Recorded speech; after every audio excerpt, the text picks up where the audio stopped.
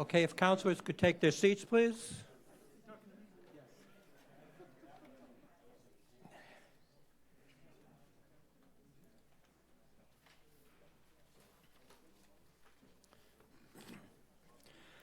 Good evening.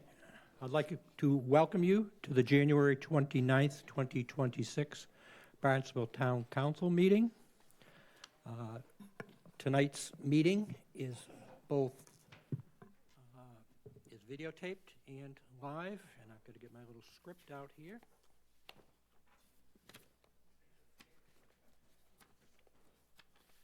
In accordance with Mass General Law, Chapter 30A, Section 20, I must inquire whether anyone is recording this meeting, and if so, to please make your presence known.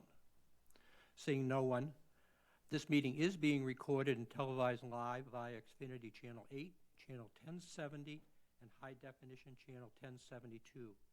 It may also be accessed via the Government Access Channel live stream feed on the town website, the My Barnstable app, and the dedicated Barnstable streaming app. Madam Clerk, can we have a roll call, please? Councilors: Bloom. Here. Burdick. Present. Clark. Here. Crocker. Here. Crow. Here. Deleuze. Here. Keene. Levesque. Here. Ludke. Here. Penn. Scheingold. Here. Starr. Here. Tamish. Here. You have 12. Thank you. Councilor Ludke, would you like to introduce our Pledge of Allegiance veterans tonight? Absolutely. Thank you, President Tamish. We should see a picture of Laura coming up on the screen here. She is our veteran for this evening. There she is. Beautiful picture of Laura. And we can look at that as we hear a little bit about Laura.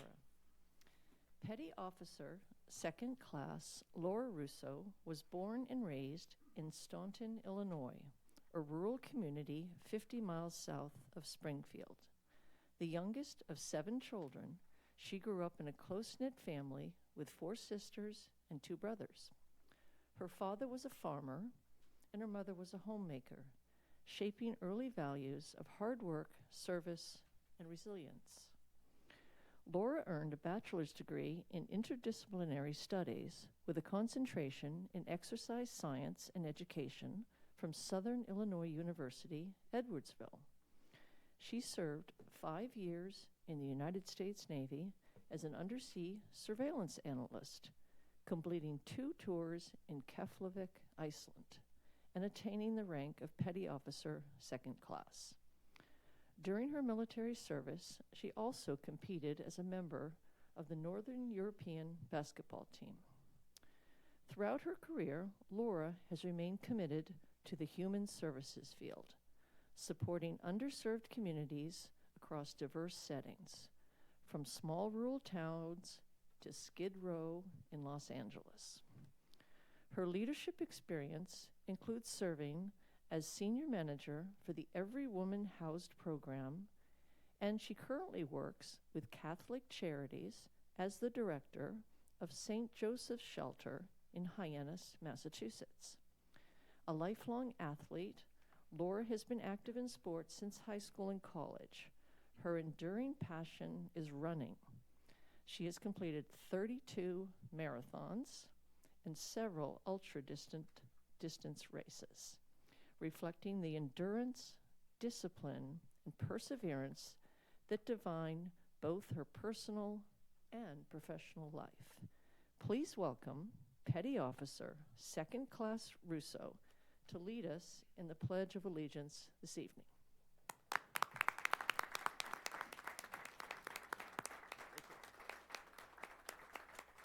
I pledge allegiance to the flag of the United States of America and to the republic for which it stands, one nation, under God, indivisible, with liberty and justice for all.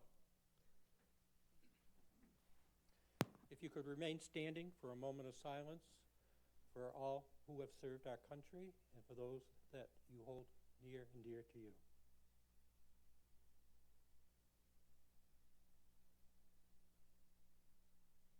Thank you.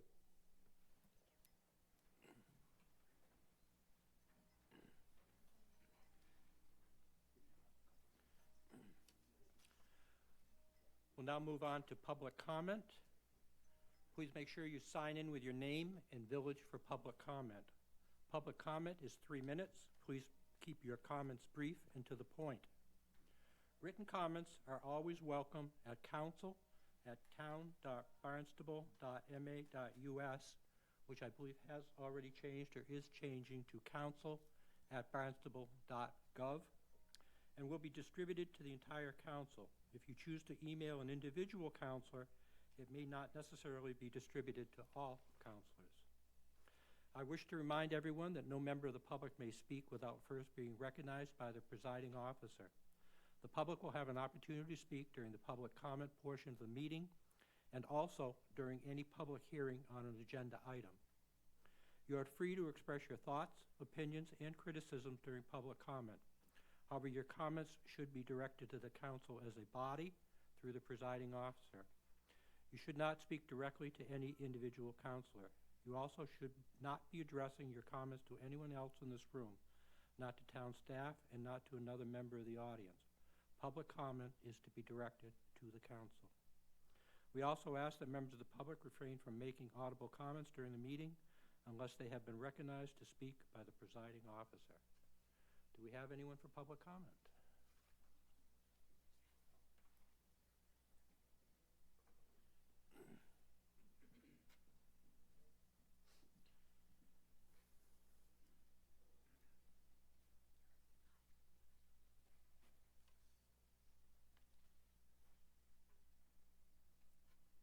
Good evening, councilors. Good evening. My name is Laura Cronin. I'm from the village of Hyannis. I apologize, and I seem to be losing my voice, so I'm going to do the best that I can. Good evening, President Tamish and town councilors. Thank you for the opportunity to speak with you tonight. I'm here as president of the Greater Hyannis Civic Association and speaking to you on behalf of the board. I'm following up on a letter that we sent to you last week, dated January 20th, regarding the Housing Assistance Corporation's application made to other cities and towns soliciting funds for their proposed homeless shelter in Hyannis at 460 West Main Street, and asked for your assistance in getting some items addressed. This letter is quite extensive, so I'm not going to read the whole thing. The letter can be found as in public comment under the town council town council website. Excuse me. The letter just at the beginning just kind of outlines where we came to be made aware of what this issue is. Back in February, the Greater Hyannis Civic Association hosted a meeting where we had the representatives of the Housing Assistance Corp, and they made a presentation to us on moving the shelter from Winter Street over to 460 West Main Street. And it was to help to find improving the safety and the quality of, I apologize. Let me try reading, maybe it will help.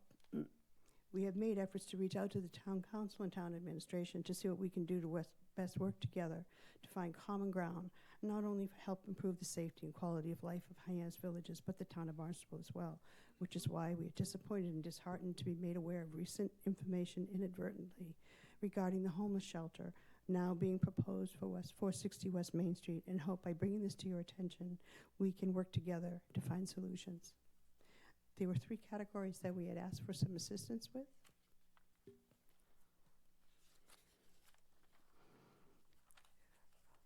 Inadequate engagement with affected community and misleading, confusing fundraising efforts, appealing to the towns and cities in the Cape.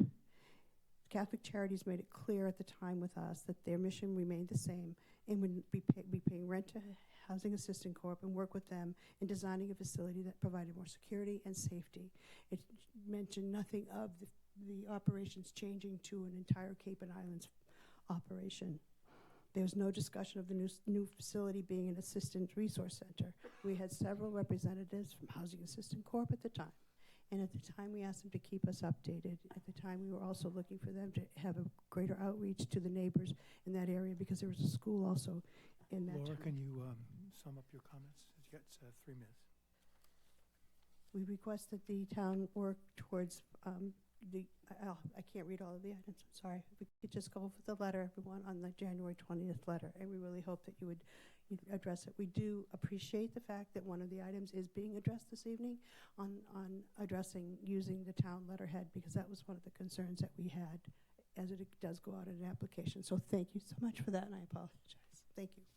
Thank you. Mr. Brigham.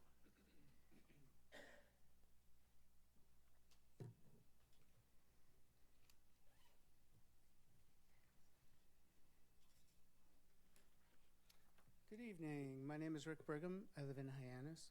I'm here to speak about the move of the shelter, about the shelter program generally. My history: I worked at Noah Shelter for 27 years. I worked in 6 roles, including director. I have some insights and observations. Neighbors in need. My concern is for the neighbors in need. I do not call them guests or clients. They are neighbors, my neighbors, our neighbors. I am here on their behalf. I am also here for the neighbors who live near the shelter and the neighbors who have businesses near the shelter. I emphasize the people in need are our neighbors. Fundamentally, the key is that the shelter needs to be a 24-hour program. Repeat this. Fundamentally, the key is that the shelter needs to be a 24-hour program. Caring organizations that provide beds do not ask people to leave at 7 and return at 4. Champ Homes provides housing, homeless not hopeless. The hospital, rest homes, nursing homes, none of them ask people to leave at 4 in the morning and come back in the afternoon. If we were to have family and friends, ideally we wouldn't ask our family or friends if they were in need to leave in the morning and come back in the afternoon. If there is the will, there will be a way to do this. This is the key to healthy invisibility of the shelter. A 16-hour shelter means that neighbors in need are out in the street for up to 8 hours. I recently took a photograph about 3 o'clock in the afternoon. It was in 40-something degree weather at Winter Street. And there were 5 people gathered. 1 woman was sitting on her walker. 3 more people were coming to the shelter. This is to regain access in the afternoon. 1 man was in a motorized wheelchair. This is not appropriate for our community. This is not humane. If the shelter, I'm not saying not have the shelter, but if you're going to have a shelter, have it be 24 hours.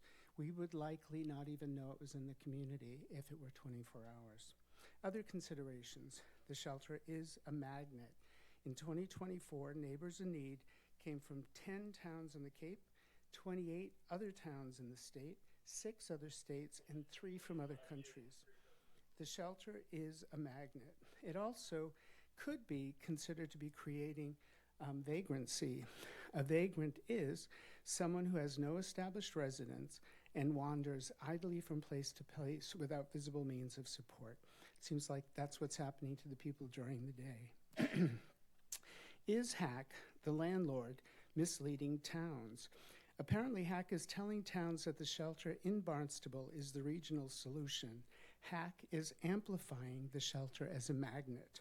Sandwich is giving $100,000. Sandwich will rightly expect a resident from Sandwich to be served, but what if the shelter is full? $100,000 could care for many neighbors in Sandwich while the neighbor remains in Sandwich. There is a town solution. While director, I did 2 pilots. There is a completely different way to help our neighbors in need. Brigham, that's 3 minutes. Can you wrap up your comments, please? So there is a town possible solution for this. So the main question is, does Catholic Charities have the will to do the right thing? There's a group of us meeting about this. Our next meeting is February 11th at 11 o'clock. If you're interested, give me your contact information and you can join us. The key is the shelter needs to be a 24-hour program. I think that would solve so many problems. Thank you. Thank you. Mr. Schulte.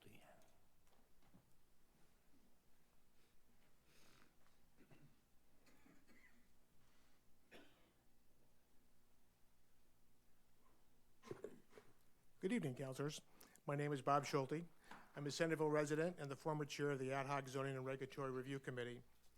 I sent an email to President Tamish and Vice President Clark this past Tuesday, January 27th, which included my thoughts on 4 of tonight's agenda items that relate to the Ad Hoc Committee's immediate priority recommendations previously submitted to the Town Council. I want to point out that the fifth and sixth item on the agenda tonight, 08, 012, had nothing to do with the ad hoc zoning committee. That was an entirely different group. There's been a lot of confusion in the past. I just want to make it clear I'm only addressing the first 4 items. As all of you were copied on that email, I hope and assume you had an opportunity to read it. Therefore, I'll keep these general comments brief, but may have some additional specific comments during the public hearings for the individual agenda items. As I stated in my email, I feel the planning board's meetings and discussions of the 4 ad hoc zoning items were generally productive. The results of the discussions between the planning board and former members of the ad hoc zoning committee were some excellent ideas and compromises that led to proposed revisions, several of which a majority of the former ad hoc committees and I support. In my opinion, subject to your discussion of some minor amendments proposed by council this evening, I support and believe that items 003, 006, and 007 are very likely to be moved to a vote this evening. However, I and a majority of the former members of the ad hoc zoning committee do not believe the council members have been provided with enough relevant and important information to be in a position to vote on item 2026005 tonight, particularly as it relates to building heights. Therefore, I ask you to continue this item until you are provided with and able to discuss additional information and materials regarding potential building heights for the various downtown Hyannis zoning districts. In my email, I provided some examples of the information and materials that several of the ad hoc committee members had requested during the course of its work and had also suggested be provided to the planning board, but which were never provided for anyone's review or consideration. I'd be happy to describe these materials in greater detail during the public hearing on this item. Finally, I'd like to point out that to my knowledge, none of the planning board memos and reports and recommendations to the town council regarding the 4 ad hoc items have been posted anywhere online for the public to review and were not included in tonight's agenda materials. If I'm wrong and the memos and reports have been posted somewhere on the town website for public review, I trust someone from the Planning and Development Department or the Planning Board will let the public know where those items can be found. Until the council members have been provided with the additional materials and info that I mentioned and public access and visibility of the Planning Board's recommendations are provided, particularly with respect to the item 2026005 in the extremely important subject of building heights in downtown Hyannis.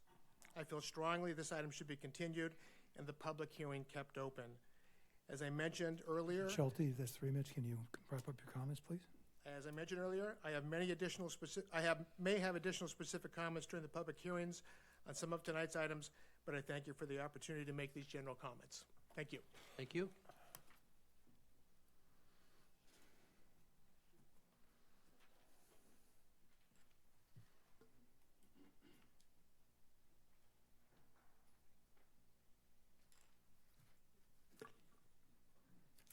Good evening, Town Councilors. My name is Debbie Lavoie, and I live in Marston's Mills. I am currently the president of Marston's Mills Village Association.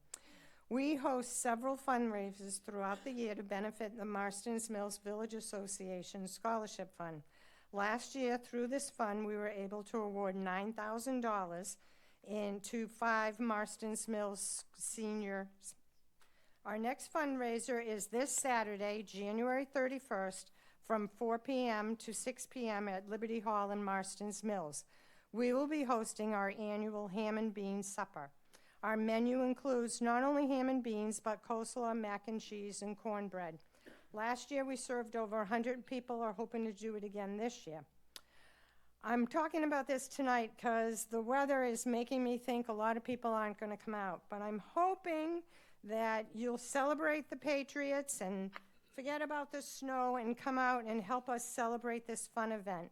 More information is available on our Marston's Mills Village page, and I hope everybody can come. I have a poster, if anybody wants one, and our next meeting is February 3rd, and Fire Chief Patrick Hill will be at that meeting.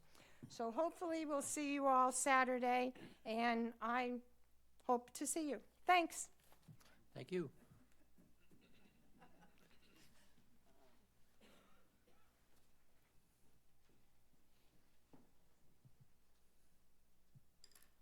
Hi, good evening. My name is Karen Kim McGuire, and I live in Hyannis. I've worn a couple hats over the year, saved Twin Brooks, Greater Hyannis Civic Association, and I'm here to invite you all to a meeting on Tuesday night at 6 o'clock at 35 Scudder.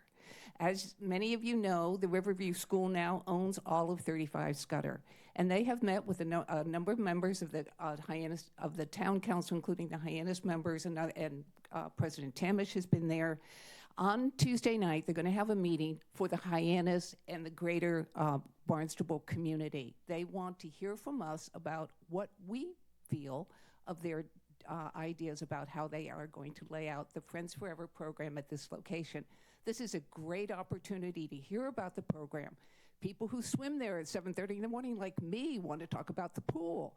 People who are worried about the tax loss may want to ask about an in-kind donation.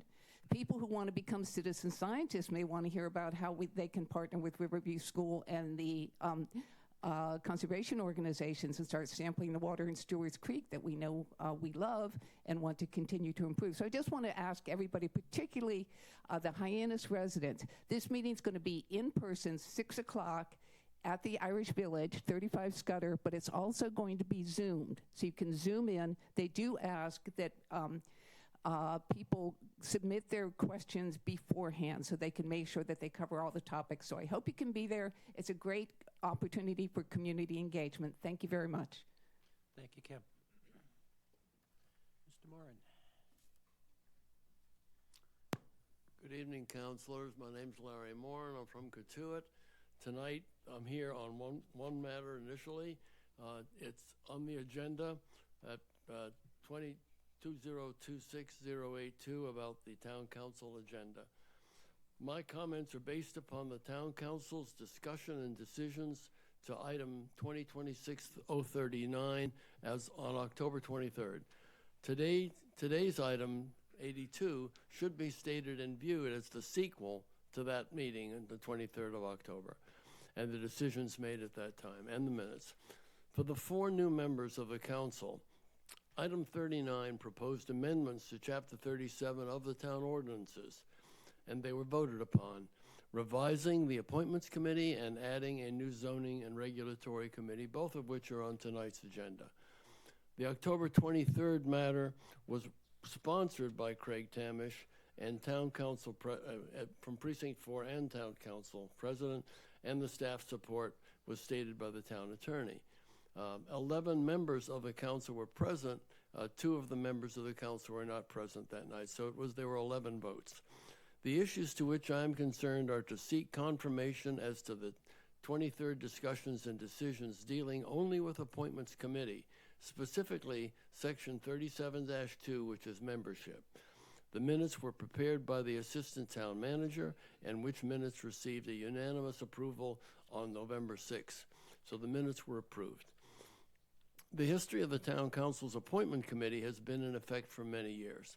Every year, the council members, incident to and following the annual reorganization of the council, occurred. All members were invited to indicate their interest in Appointments Committee and how they could become appointed. There are 5 members named on for later this evening. The town council rules state that the full council shall have the final vote as to all of those committee appointments. While it may appear that within item 39 there was to be a revision to the Appointments Committee, it is significant to know and be reminded that prior to October 23rd, the current membership of the Appointments Committee consisted of 5 members, with 3 out of the 5 should be counselors. That left 2 people that didn't have to be counselors. In other words, notwithstanding any changes to the pre-existing membership composition, while the 5 named council members are pending appointments to be voted, there has always been an opening or authorization to appoint 2 persons from the public. Now, from the minutes of the October 23rd session, which I've reviewed extensively, the councilors discussed and were recited in detail. And more, and that's 3 minutes. Can you wrap up your comments, please? Almost on pages 5 and 6. Most of the discussions dealt with appointing 2 members of the public. The point that I'm trying to make tonight is that there is an opening. If you look at the minutes on that date, If you look at the vote that was cast, the vote clearly appointed, made it clear that 2 members would be added. Councilor Lutke made that motion and it was approved. So, the other thing that I want to be noted here is that on the 19th of January, I filed with the council administrator my application to be interviewed as an appointment as a member of that committee. I'm not using the comments to persuade or decide whether I'd be granted an appointment, but I do want and request confirmation that I be afforded an appearance and interview. Thank you. Thank you.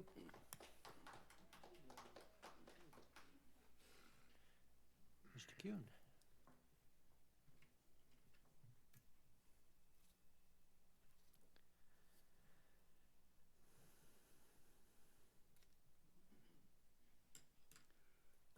Good evening, councilors. Chris Kuhn from Centerville. I know that I've inundated you all with numerous emails and copies of emails and copies of emails. And I do that because I want to make sure that everybody understands I'm trying to be transparent, so everybody gets to read everything. I'm here because of 307 Main Street. And right now the building commissioner is reviewing the application for a building permit for that facility. And it's, it'll either be denied or granted, but it's imminent at any rate. The zoning bylaw specifically states that there is required a 10-foot landscape buffer between the building and the parking lot anywhere downtown if the parking lot has 10 or more spaces in it, which that property clearly has way more than that. It's a little bit ambiguous, not much, but it also applies to number 50 Main Street, which is down closer to the Yarmouth Town line. Mr. Moran put 5 apartment buildings down there, duplexes, and he was required to install that 10-foot buffer between the buildings and the parking. The Cascade, for some reason, was not required, or a small portion of the property was required, but then some of it wasn't. The Cascade has parking underneath the building that is accessed directly from outside. So it'd be the same as like pulling into the garage at your own house. So there's no way you can put a buffer across that. People wouldn't be able to get into their parking space. But that's not what the zoning is for. They're supposed to design the building to accommodate what the zoning requires, not design their parking and then have the zoning change to adapt rather to their plan. The same thing's happening at 307 Main Street. If they were required to install this buffer, they will reduce the number of apartments from 120 down to 85. That would have an incredible impact on the design, the size, the whole, everything about that project would change. It would be much more in character with the area. Mr. Kuhn has 3 minutes. Can you wrap your comments up? The Cascade, had they been required to install that buffer, they would have lost 30 parking spaces, a third of their complex. Again, total different building would be there today.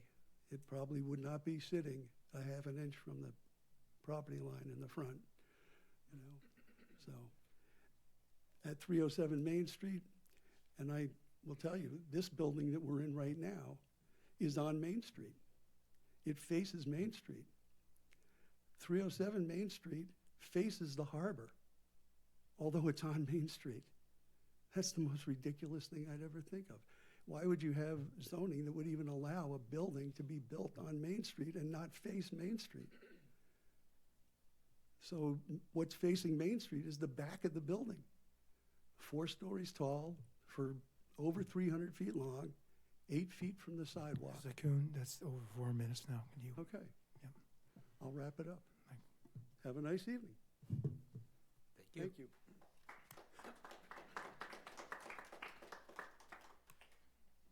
Is there any further public comment? Mr. Schwab?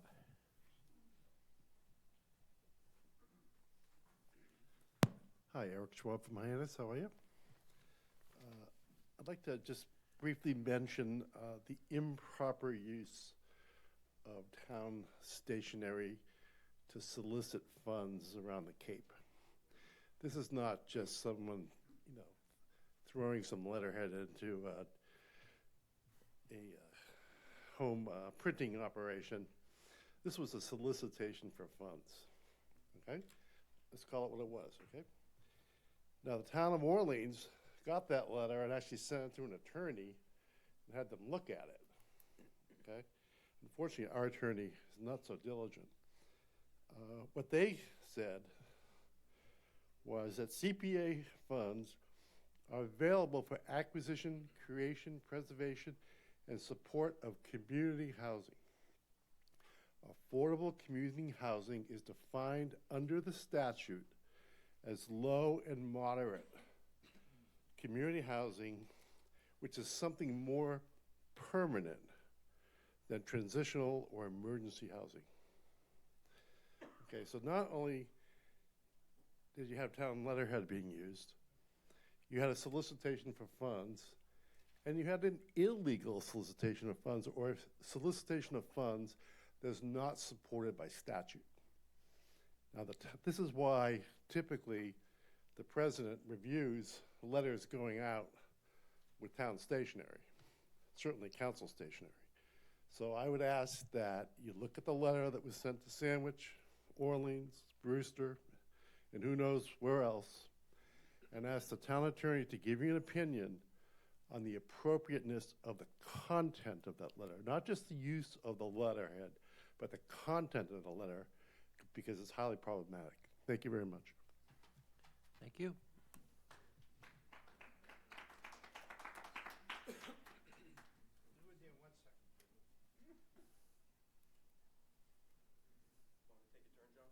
Go right ahead. Hope most of you can see me over this height restriction here. Give me 1 second to fill this out.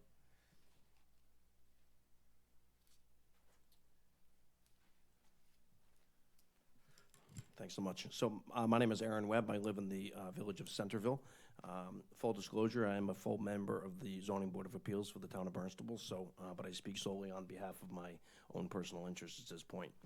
I just wanted to follow up briefly on what Rick talked about at 460 West Main Street, the movement of the St. Joseph's shelter to West Main, and ask council support here to certainly help unpack the suitcase full of information. I'll leave it at that.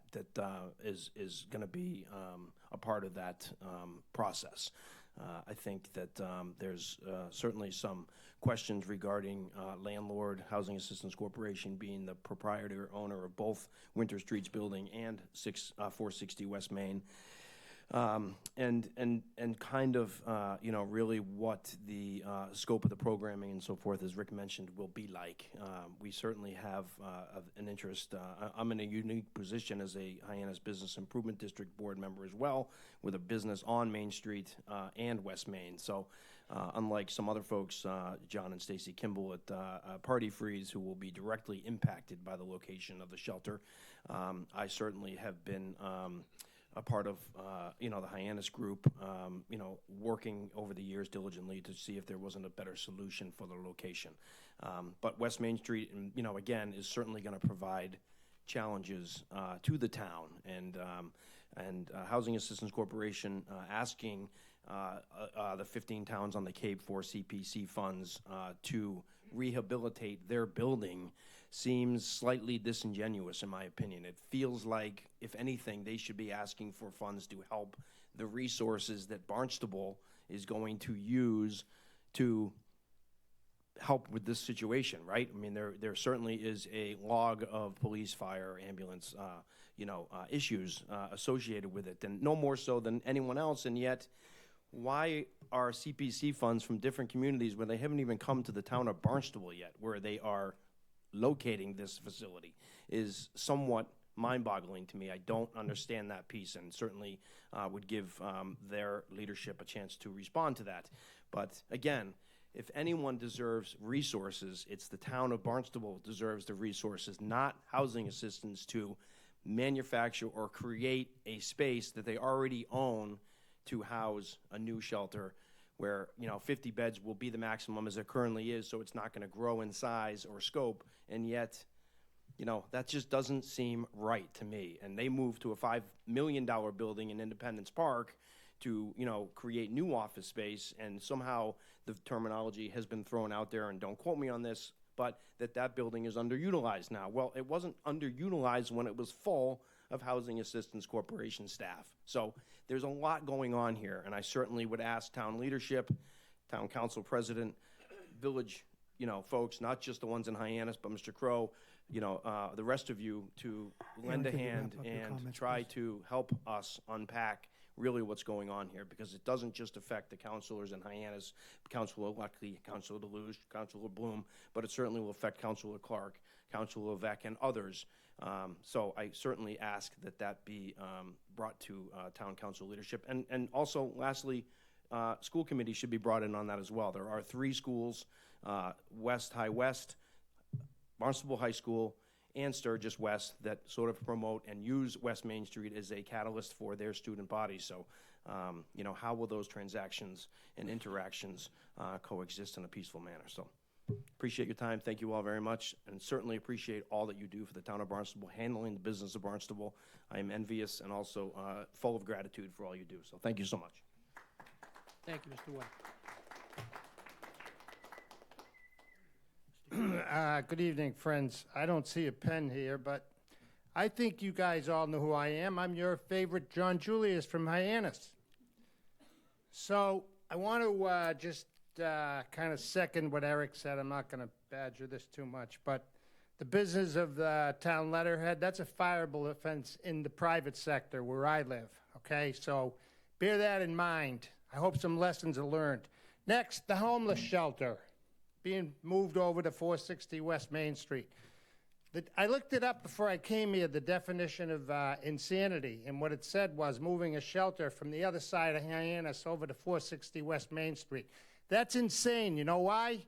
Because you have an elementary school 1/8 of a mile away. If I had a child or a grandchild, and I don't, my grandchildren are in California, but if I had one here, there's 2 fine gentlemen in the back of the room that have me in handcuffs. That's all I need to say about that.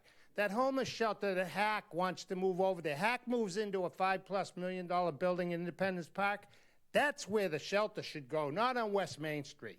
Okay, West Main Street, devalue, the businesses. Not to mention that a friend of mine last night called me and said, you know what, it's also right across the street from a brewery. What a great idea. Isn't that a great idea, moving a homeless shelter across the street from a brewery? It's also disgusting that I don't think many parents around this town are aware of that move over there. That's disgusting and pitiful. CLF, Conservation Law Foundation, has a monster lawsuit against this town. You know something? I've said this. I'm going to keep saying it. This is where the focus of this council should be, okay? Because Gary Lopez and I, in December of 21, filed a lawsuit in federal court. We never clicked the button because I'm not, that rich.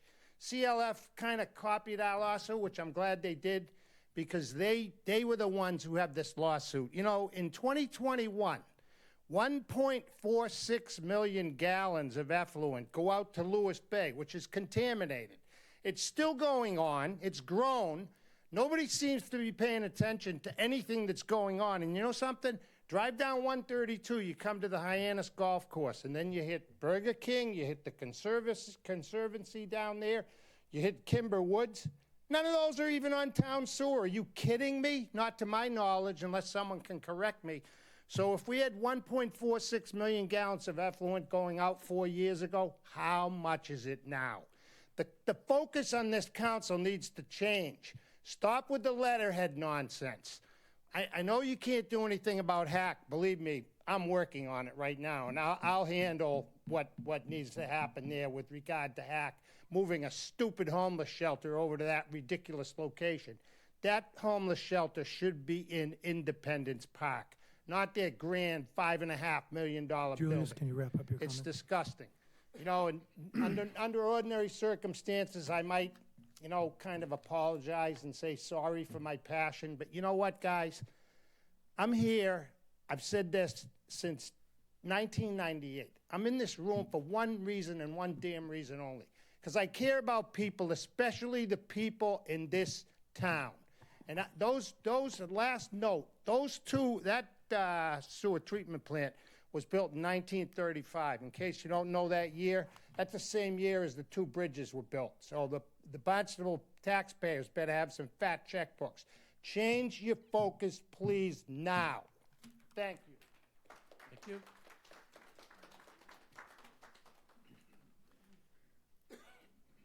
Mr. Richmond.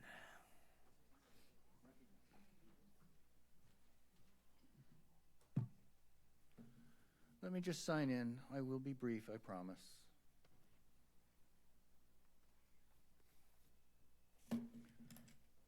So, councilors, my name is John Richmond. I've lived in Hyannis for 47 years now. My wife is a Hyannis girl, Barnstable class of 72. We've seen a lot of changes. I think one of the main things that I've seen over the course of my life everywhere is unintended consequences from the best of intentions. And tonight, really, I just want to support the ad hoc committee, what Mr. Schulte has said and recommended. I've been very impressed with them and their work. I hope you will ratify the changes they've asked for, particularly the change in the downtown neighborhood zoning. I think that when form zoning came in and we looked at the goal was to find underutilized vacant properties, and I think we all envisioned things like changing the building next to the gas station on North Street with the derelict bus out front. But that's not what's happened. Okay, what's happened is that we have Bornstein ruining one of the last green spaces in Hyannis on Pleasant Hill Lane. We have the church being demolished. And this will stop those things from happening, and they shouldn't happen. There's plenty of room on the corridors that have been outlined, Main Street, Barnstable Road, lots of room for apartments. It's not going to restrict the opportunities of local builders. Just please ratify that. And for parking, it seems such common sense that every apartment should have to have 2 parking spaces. It boggles the mind that it's not done.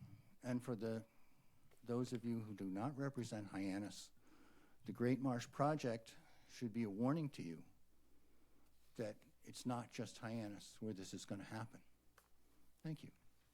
Thank you.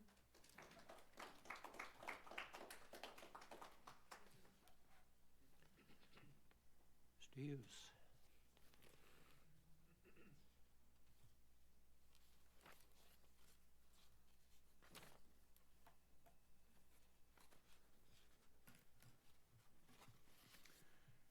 Good evening, President Hamish, councilors. My name is Brian Hughes of Hyannis. I'm speaking to you in support of the zoning motions you have before you tonight. All these motions deserve your consideration.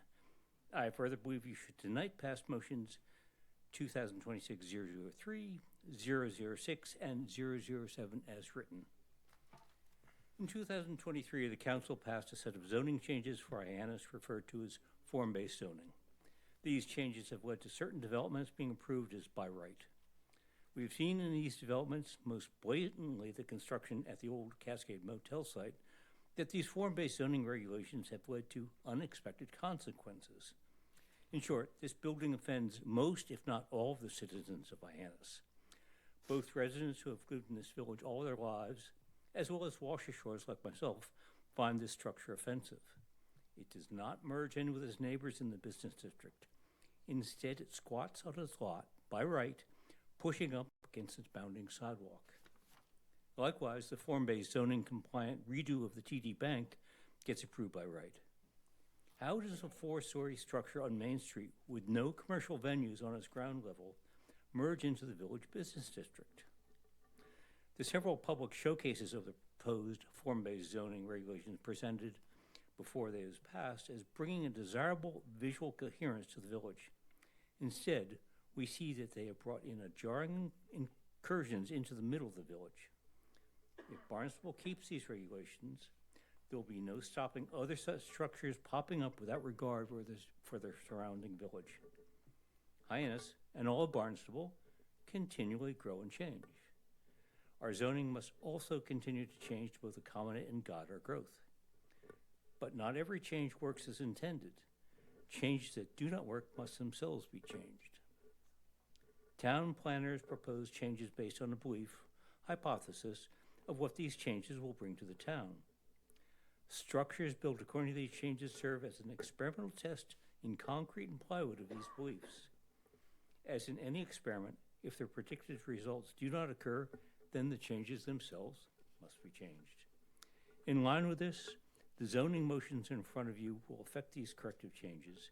In particular, 0003 parking spaces, 006 Village District zoning map, and 007 ground floor commercial space requirements can be passed tonight as written.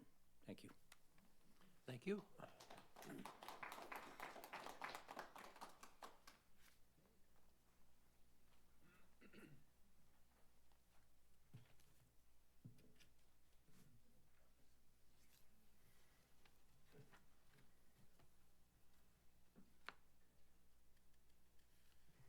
Good evening. My name's Ken Alsman. I was the old guy on the ad hoc committee for zoning. Not well, I think it was a competition. How's that? In any event, I too, like the last couple of gentlemen, want to endorse the recommendations of the planning board. I'm glad they had the foresight to be able to see some of the things that are coming out of the ground and realize that, oops, we did something perhaps we shouldn't have. I think that's one of the benefits of that first development in some respects. We can look at it and say, we made a mistake. We can go back now and we can make further improvements to this zoning code. I'm a former city planner. I've always thought the form-based zoning code was really pretty neat. When I moved here about 10 years ago and got to see Mashpee Commons, I knew the designer of that, Andreas Dewani, and I was really proud to be in an area that had such a great development as that. I frankly, when I came on to the ad hoc committee, I didn't have very much background. I had swore when I came out to retire in Cape Cod, I was not going to get involved in government anymore. It has its upsides and it has its downsides. In any event, I am very concerned that unless we make the changes that are before you tonight, we're going to have problems. And even after we make these changes, if you approve them, we're still going to have problems. There's a whole list of things which I've included, and I won't try to cover them all tonight, that need to be addressed with a little more specificity. When I came on board, I didn't really know how the form-based zoning got formed. Usually they start off with a set of goals and objectives. And my assumption, frankly, was much like the developer who did Mashpee Commons, he wanted to recreate a village sense. He could have built a shopping center. He could have renewed that old shopping center in some fashion, but his theory, his goal was to build a really authentic kind of Cape Cod village. And I frankly thought that was our main goal. And I have hearing aids on, and my phone just told me that somebody wants to talk to me, and I apologize for that. In any event, Mr. Alsman, can you wrap up your comments, please? Okay. Just let me conclude by saying that I think we still have lots of time to make the changes that are going to be necessary to return it. I think there were three goals. One was we wanted to do a good job downtown, and I think the second goal was we want to provide housing, and the third goal was we want to make it easier for developers. With the code as it's currently written, I think you'll accomplish the last two objectives. You will not accomplish the first objective.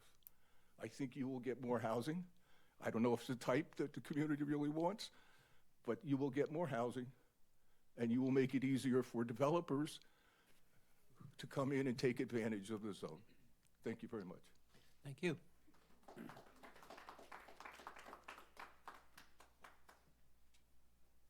Mr. Deleuze. Hey, how'd you know? There's no pen here? Oh, there it is.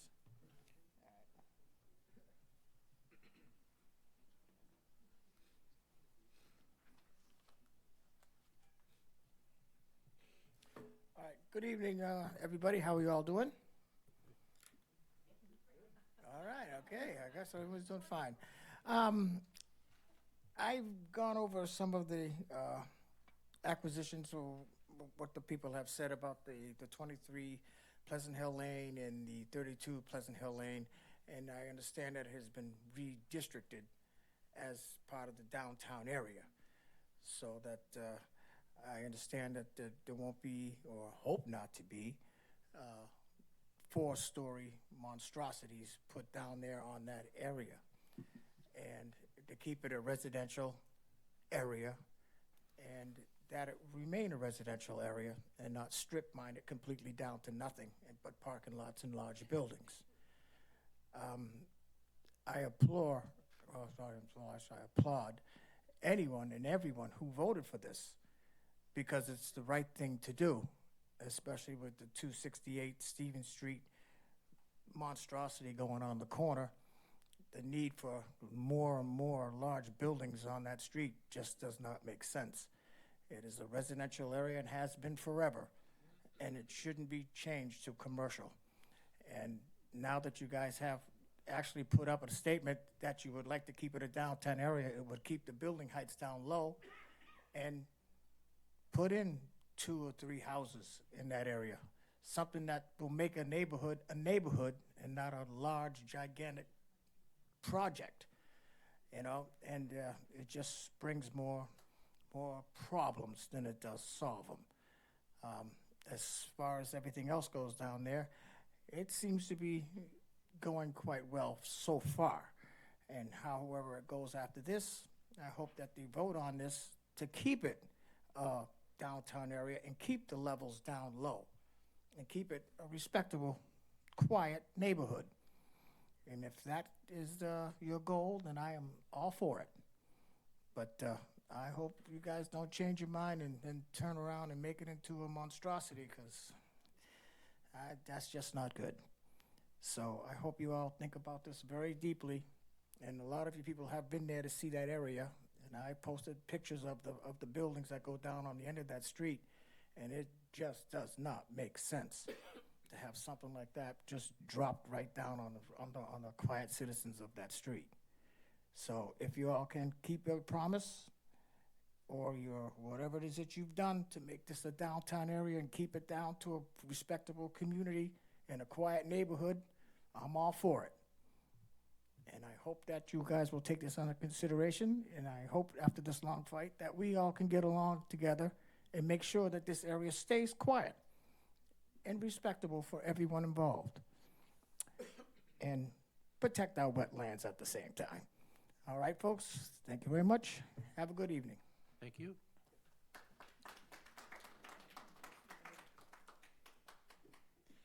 Any further public comment?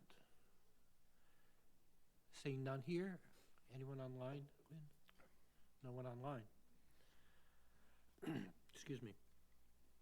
I just wanted to mention, as I normally do, that we have received several letters that have been distributed to the entire council. Debbie Lavoie, a letter of support regarding the retiree health care. Bob Schulte, comments on agenda items 2026-003, 005, 006, and 007. Reed and Elizabeth Nichols in support of the retiree health care split change. Robin Anderson in support of the retiree split. Paula Schnepp, not supportive of agenda item 2026-003. The Greater Hyannis Civic Association, the ad hoc zoning amendments, support of those. Charlie Hetzel, comment on the zoning changes for downtown Hyannis.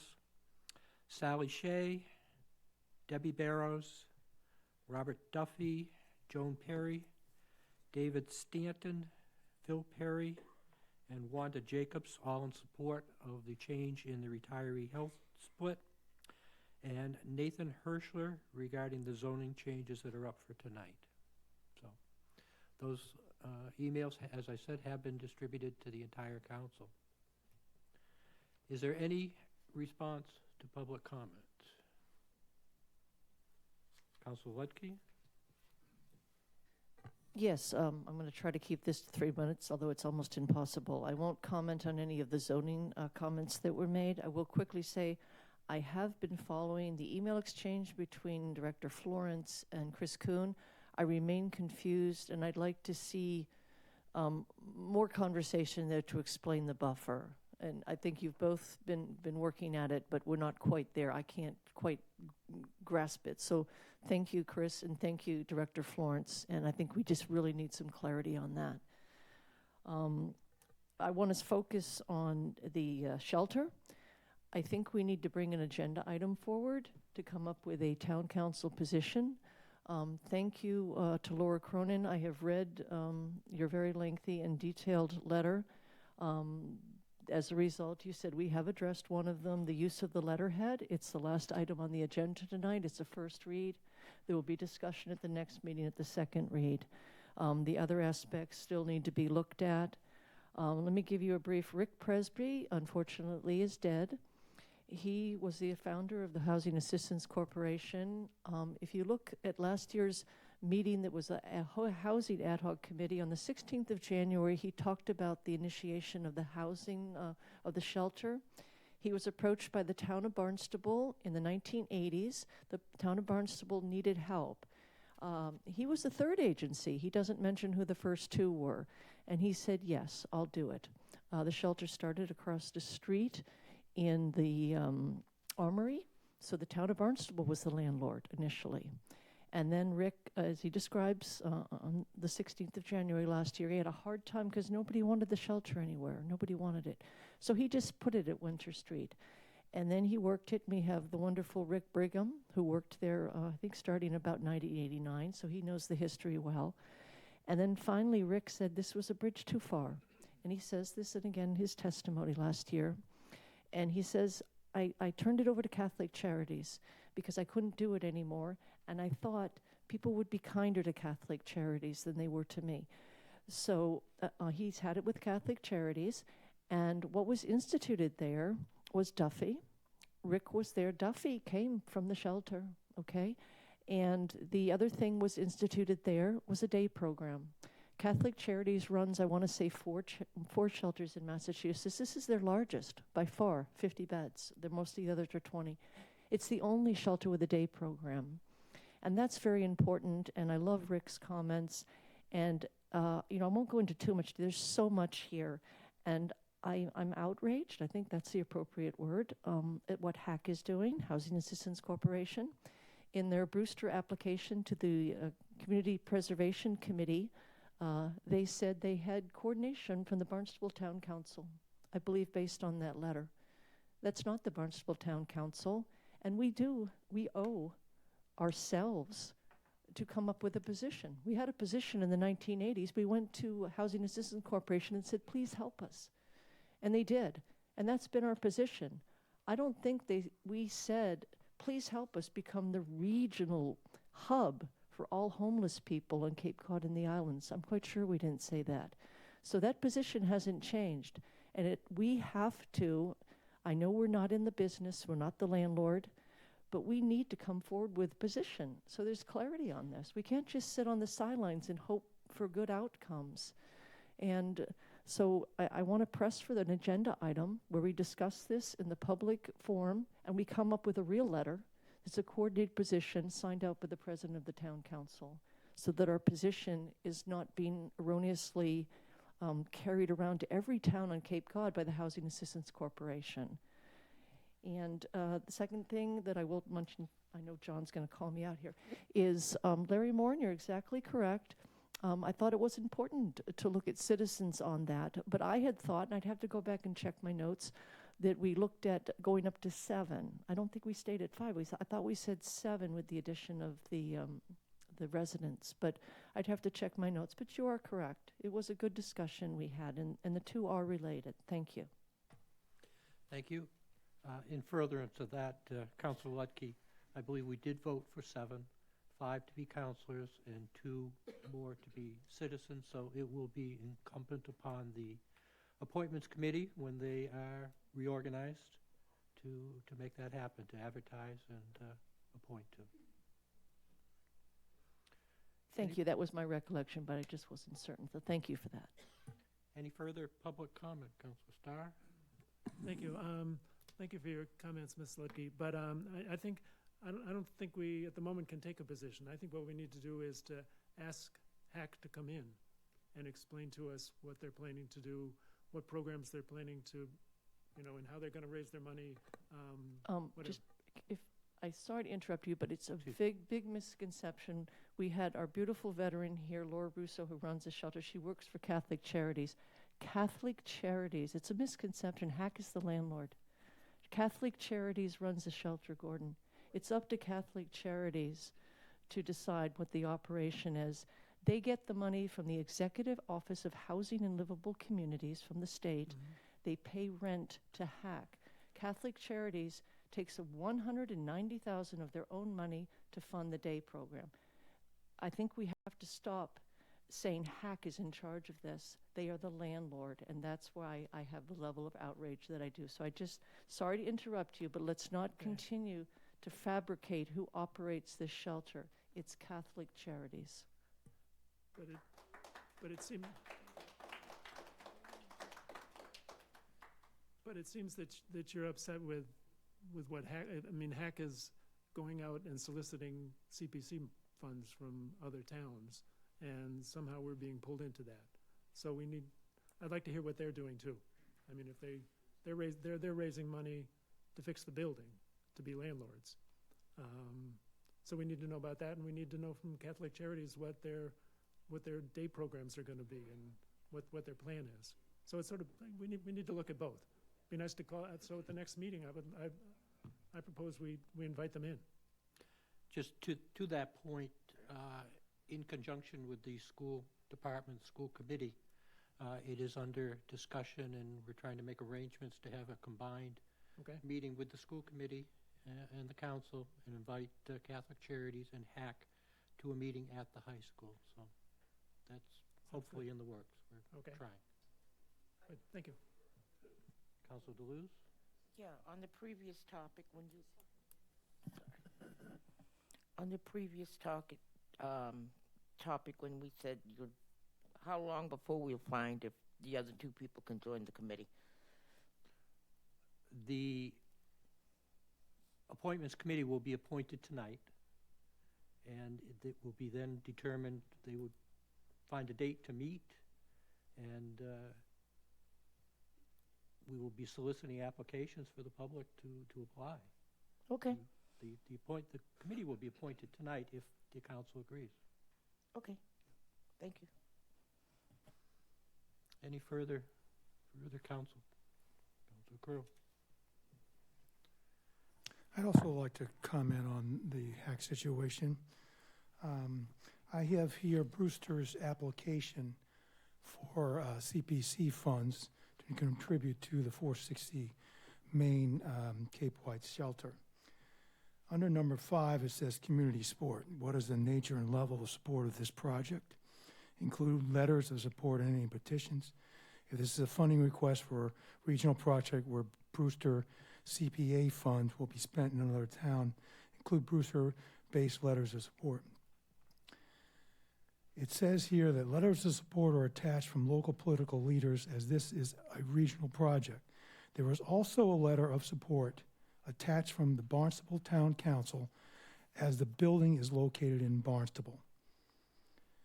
This is a letter from a Barnstable Town Councilor, not the Barnstable Town Council. Hack should have come, and part of in order to get those ARPA funds for this and the funding, one of the criteria is that they come to the town council and get a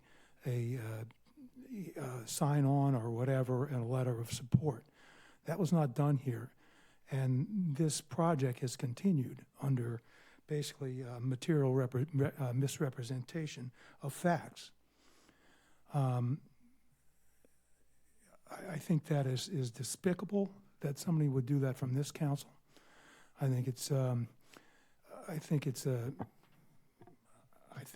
deserves some kind of sanction from this council to misrepresent what we have decided or not decided. And also, Hack has never come and asked for funds from us and never talked about this from the town council. They've gone to other people, but never had it. And it seems like a way for them to get around this requirements for these funds. And that is very troublesome. Any further discussion? Councilor Levesque. Thank you, Mr. President. So full disclosure, I wrote a letter. I wrote a letter to Mass Development. I did not write a letter to any other municipality, but I did write a letter to Mass Development. Having relationships and having been on the council for a period of time, I do feel the importance to take, relationships that I built along the way very seriously. And if those types of, when I become a town councilor, I swear an oath to the entire town of Barnstable. That includes all 7 villages. And so when that happens, and I see an opportunity to procure funds, if you guys could just keep an eye on that, I really appreciate that. Thank you. And if procure funds that would benefit a facility that, quite honestly, I don't control where it's going to be, but if it's going to be in the town of Barnstable, and they can receive funds that will better attend to, as Mr. Brigham said, neighbors in need, I'm going to do that. I'm going to write that letter gladly. Because if that means that those people will be better taken care of and have an opportunity to assimilate back into society, I'm going to try to make that happen. Many people in this room know me, they know where my heart's at, and they understand that I look to serve the community. So much so that I actually work with and rescue food 3 times a week. And I pick up from Target, Trader Joe's, and I bring them to 3 different organizations predominantly, one being Faith Family Kitchen, where we feed the homeless Monday, Wednesdays, and Fridays at 5:30. And I also drop off at the Cape and Islands Veterans Outreach, where homeless veterans get in line, sometimes with those electrified wheelchairs, most people in their vehicles, to take their food back to their dwelling place, wherever that may be. Sometimes it's a tent, sometimes it's a home, sometimes it's their car that they're picking the food up in. I believe Mass Development gave Housing Assistance Corporation $340,000. My hope is, and I think where the input comes in, and this is where public input's important, is that they have a place where single moms can bring their children and they no longer have to risk sleeping in the same room as a sex offender. And that's possible. And understood, but maybe we can make it more of a family shelter. There's just opportunities that we have. Mr. President, if you could call upon the police officers in the back to keep order in the room, that would be great while I'm trying to respond. Thank you. So with that, again, that was my intent of writing the letter. I addressed the letter to Mass Development. If they're using it to somehow, if Hack is using that, I'm not aware of that. But I will say that there's always been a regional approach as far as Hyannis being the center of services on Cape Cod, and there's been a county board, actually former council Paula Schnepp was a member of that, and encouraging other communities because they already send their homeless people to Hyannis. They already do. We're not, and this is no way in a new thing where they're going to send. No, they already do. And you can ask members of the CIU team, people of that, Can that you wrap up already your happens. comments, Councilor Vec? Sure. You're way over time. Okay, thank you for the first heads up. So I'm just I'll wrap up, but thank you, Councilor Crowe. So with that, I think that, one, I want to put a plug in. We need volunteers to help feed the homeless at 5:30 Monday, Wednesday, and Friday. Feel free to come on Faith Family Kitchen, talk to Chef Dan Myville. He's in need of help to help these neighbors in need. But that was my intent. I'm actually very much in favor of the new letterhead. I think that would be appropriate so that it can be better defined what's being represented. So thank you so much. And again, if that was available to me, I would have used that option. So thank you. Thank you, Mr. President.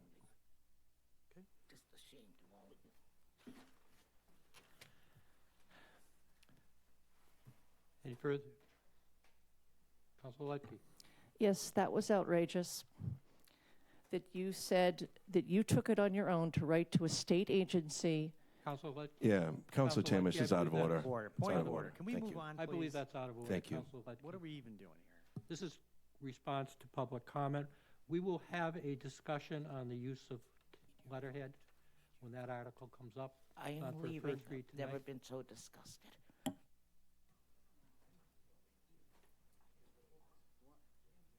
Yep. All right. Okay, let's move on. Okay. Town Manager Communications. Madam Clerk, would you note that Councilor Deleuze is leaving the dais? Thank you.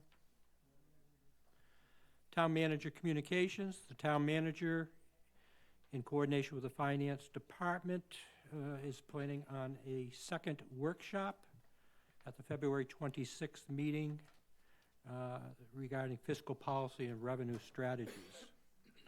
The Town Manager also submitted the 2025 Cape Cod and Islands Water Protection Fund Management Board Annual Report.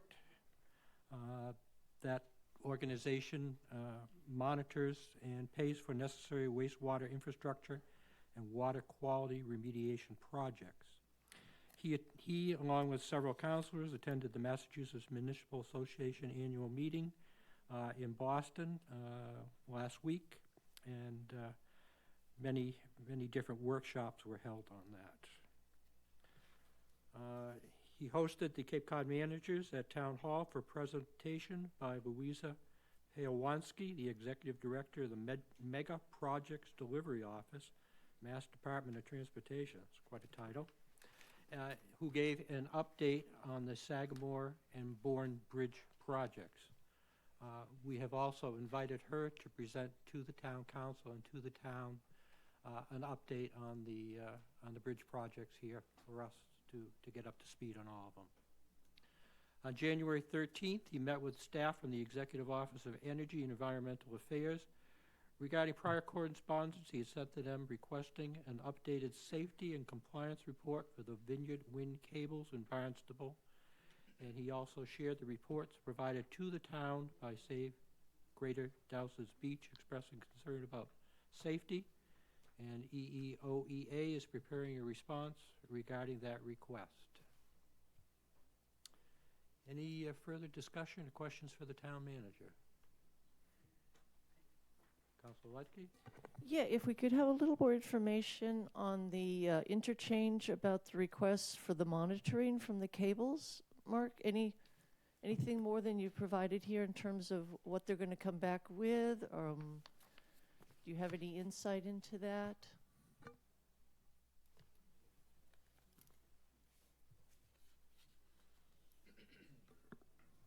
Good evening, Mark Ells, Town Manager.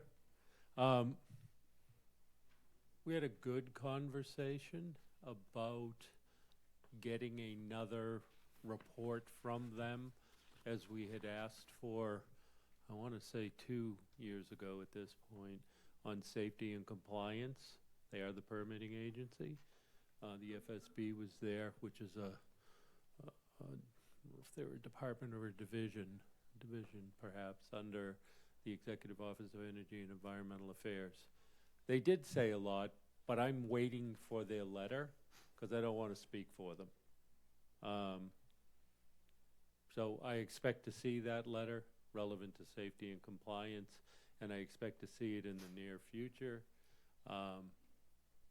And we're also asking for more relevant to a continuation of monitoring so that we can share information with our public, so that they will have good information relevant to this project as it proceeds. I think we all probably read that they're going to continue with the project, therefore it should be monitored, and the state should be doing that. And I'll just keep you advised as we progress. If we don't see something in a timely manner, as we already have, we can go out and do it and hire a licensed person, which we have done, to make sure that when we're using the beach, it is safe. And we really can't determine compliance because we don't hold the authority. If we have to do that, we will. But at this point, they said they will do it, and they will provide us that letter. I expect it any time. I told them, as soon as you can get it to us, thank you. We'll post it on the website. Yeah, thank you. You know, I too have been watching the court cases back and forth, and I see the latest one, they're continuing. And to me, that's very positive, because we're the first ones out of the gate, and we should be collecting data, and not just the burden on us. The state should be doing this. I mean, not just data onshore, but data offshore, so we can have reasonable conversations. We've had a lot of he said, she said, and data is what makes decisions. And so I encourage this, and I hope we continue the conversation with them, Mark. Thank you so much for staying on this. Thank you. And I agree completely with what you've just said. It's what we've been asking for through the entirety of this project.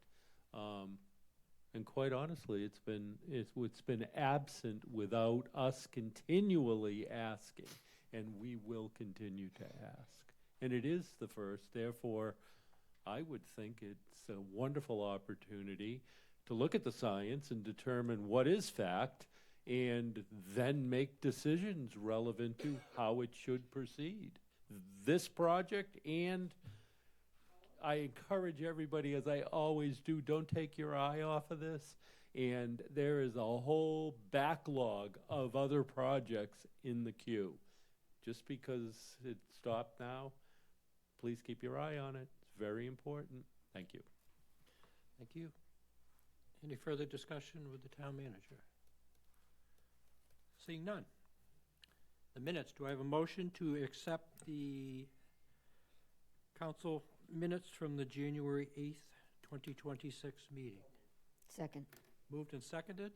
Madam Clerk? Councilors Bloom, Yes. Burdick, Yes.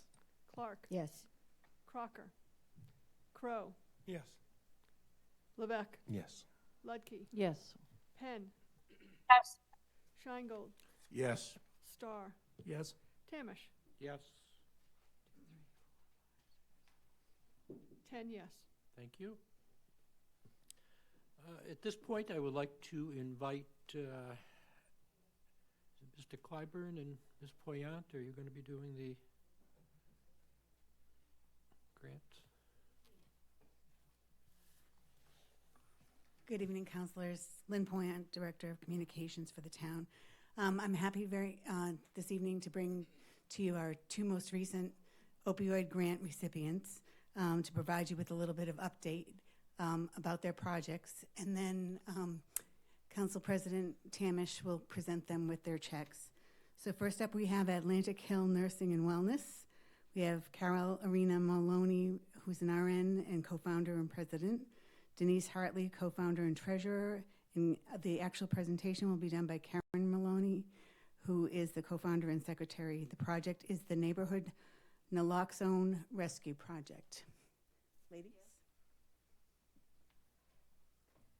Hi there. My name is Karen Maloney. I'm representing Atlantic Hill Nursing and Wellness tonight. I am a registered nurse, and we are actually all registered nurses. We started our company in 2020, and we work on public health strategies and implementing them in the community. So in January of 2025, we first began the Neighborhood Naloxone Project in the city of Revere, where we have since trained 170 public-facing spaces on how to respond to a opioid overdose and what to do subsequently while they wait for our emergency services. We also equip businesses at that time with a naloxone rescue kit. The naloxone rescue kits are easy to use, easy to understand. We provide bilingual instructions and hands-on nursing and guidance. We allow businesses to ask us questions. We connect to resources. The training's designed to be quick and efficient, so we're not taking up much of a business owner or manager's day. But our goal with this is really to, just improve harm reduction strategies throughout the town. And you can't get treatment if you're not here to, be alive. So we want naloxone in every hands possible. Our project has been a great success, and we find that it really reduces stigma by having nurses out on the ground, going business to business, discussing this with the community, and providing resources and just in-person training. So we are hoping to really do a robust training here in the town of Barnstable. I worked for many years as a bartender at Torino on Main Street, and I know firsthand the need for this project, especially right here on Main Street. So we're very excited to get started. This program's been proven in 3 communities to date. We're in Brockton, Randolph, and Revere. So we're very excited to get started down here and looking forward to it. Thank you so much for accepting our project. Perfect.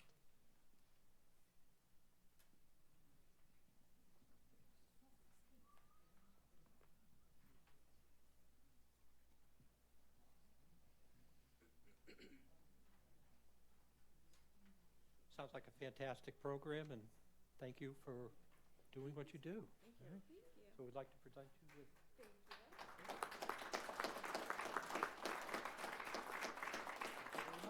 Best of luck to you all. Thank you very much. Thank you. Next, I'm very pleased to introduce from the Brazilian Resource Center, Michael Messinas, the founder and president, who's going to speak to you about the Community Connection Program.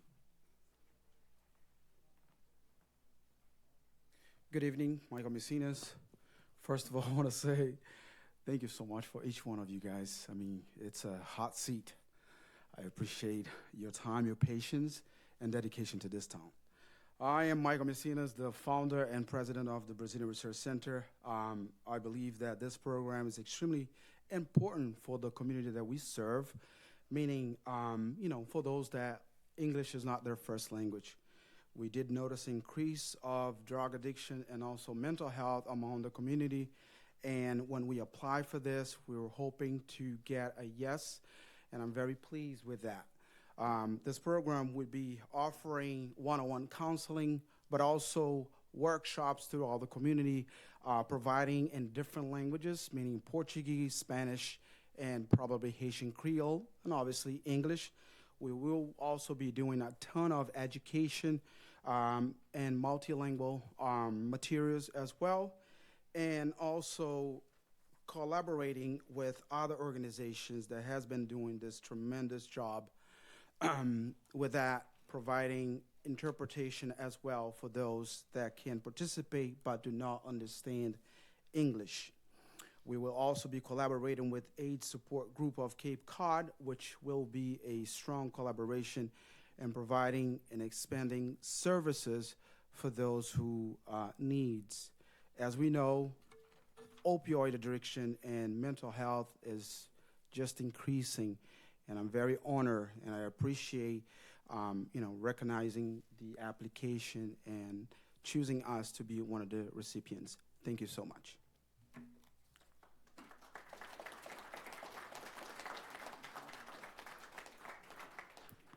Michael, thank you and your organization for what you do for all of the residents of our community.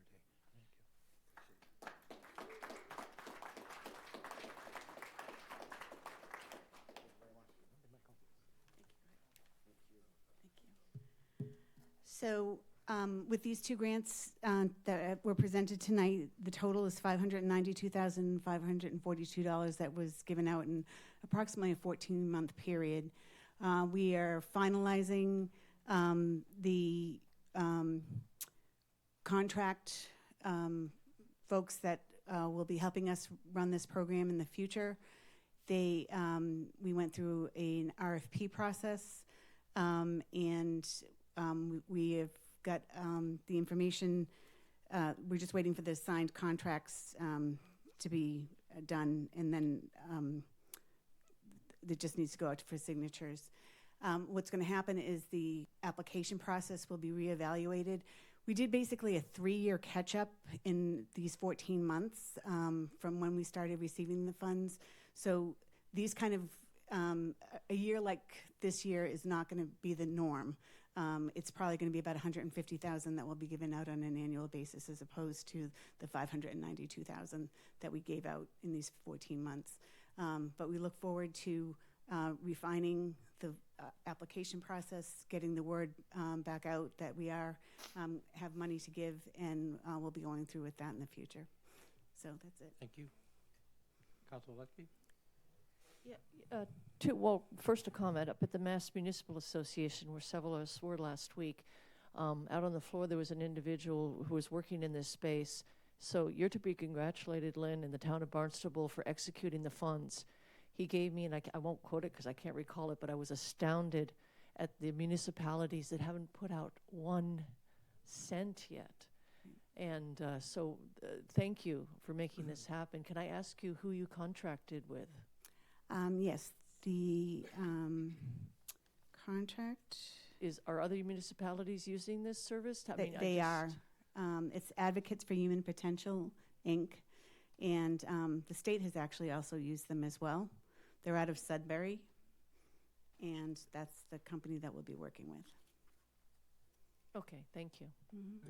And I have to say that part of what we had to do before we got to the part of giving out the funds is we had to have those focus groups. We had to have those meetings with the public to find out where things were. We knew that there were certain elements that we needed to do, including harm reduction, things of that nature. So we spent a year in that process before we were ready to start the funding process.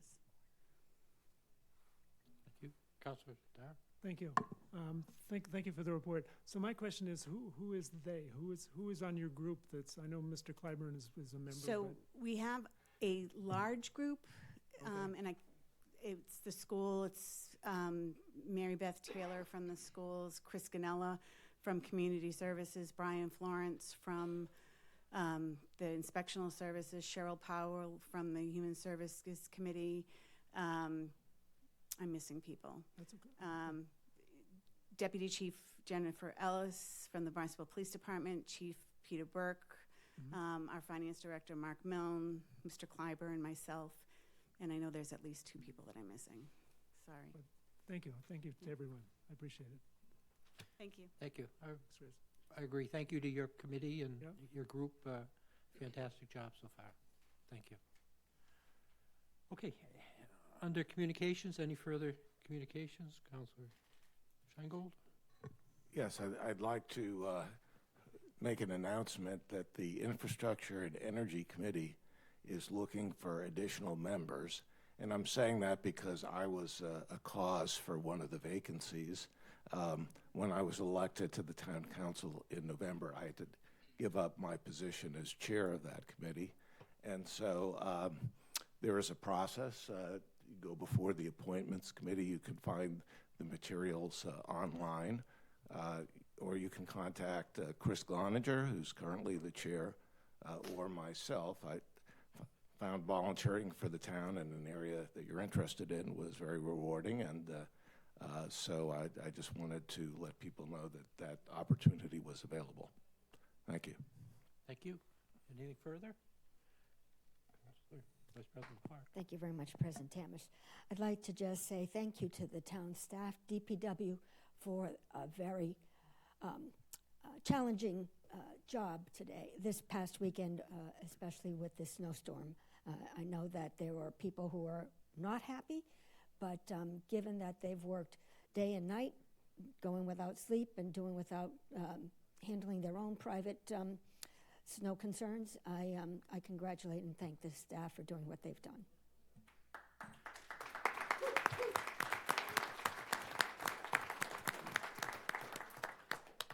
And they may get to do it again this weekend.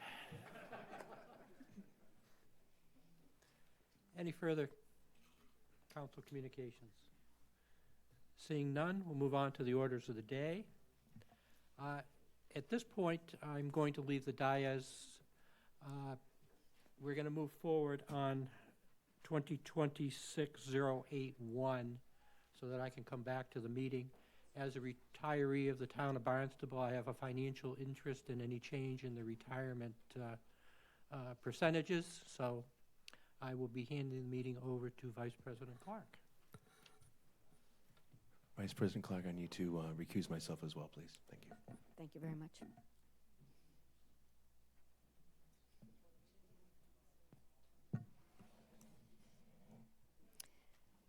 Thank you very much. We'll continue with taking out of order with the consensus of the councilors. Are there any objections to the to taking out of order agenda item 2026-081? Seeing no objections, I'll address that. And Councilor Ludke, would you please read this into the record? Yes, I can do that. This is an item of new business. It's a public hearing, and there will be a majority vote. Item 2026-081. Vote on the merits of a group petition requesting that the town change the division of costs of retiree group insurance premiums to 30% to be paid by the retirees and 70% to be paid by the town, commencing in fiscal year 2027. Second. Thank you very much. Now, I'll open the public hearing. Do we have a vote to open the public hearing? I propose we open up a public hearing. Looking for a second. Second. Okay. Hearing that the public hearing is open. Do we need a vote on that, Janet? Yeah. Councilors. Burdick. Yes. Clark. Yes. Crocker. Yes. Crow. Yes. Deleuze. Yes. Ludke. Yes. Penn. Sheingold. Yes. Starr. Yes. Bloom. Yes. 10 yes. Thank you very much. And we'll have a rationale now from Attorney Nober. Thank you, Vice President Clark. I'm wondering if there's anyone from the petitioner's side who, if they would like to speak to present anything. Yes, did you want to do an overview first? I can go Please. first. Sure, absolutely. Good evening, councilors. Karen Nober, Town Attorney. On October 14th, 2025, a group petition was submitted to the town clerk pursuant to Section 8.7B of the town charter, requesting that the town take action to change the division of costs of group insurance premiums for retirees to 30% to be paid by the retirees and 70% to be paid by the town, commencing in fiscal year 2027, which would match the percentage contribution of active town employees. Currently, retirees pay 50% of the group insurance premiums, with the town paying the remaining 50%. Under Section 8.7B of the Charter, the Council is required to hold a public hearing on the petition and take a vote on the merits of the petition. The action to be taken by the Council is simply a vote on whether the request has merit. It is not a vote to approve the request as written. If the Council concludes that the request has merit, then it will be up to the Council Vice President and the full Council to consider what, if any, actions it may wish to take. To ensure compliance with the open meeting law, any action by the Council, other than tonight's vote on the merits, should take place at a future Town Council meeting so that it may be properly noticed on that meeting's agenda. Thank you. Thank you very much. So the public hearing is open. If there's anyone who is here wishing to speak to this issue, please come forward.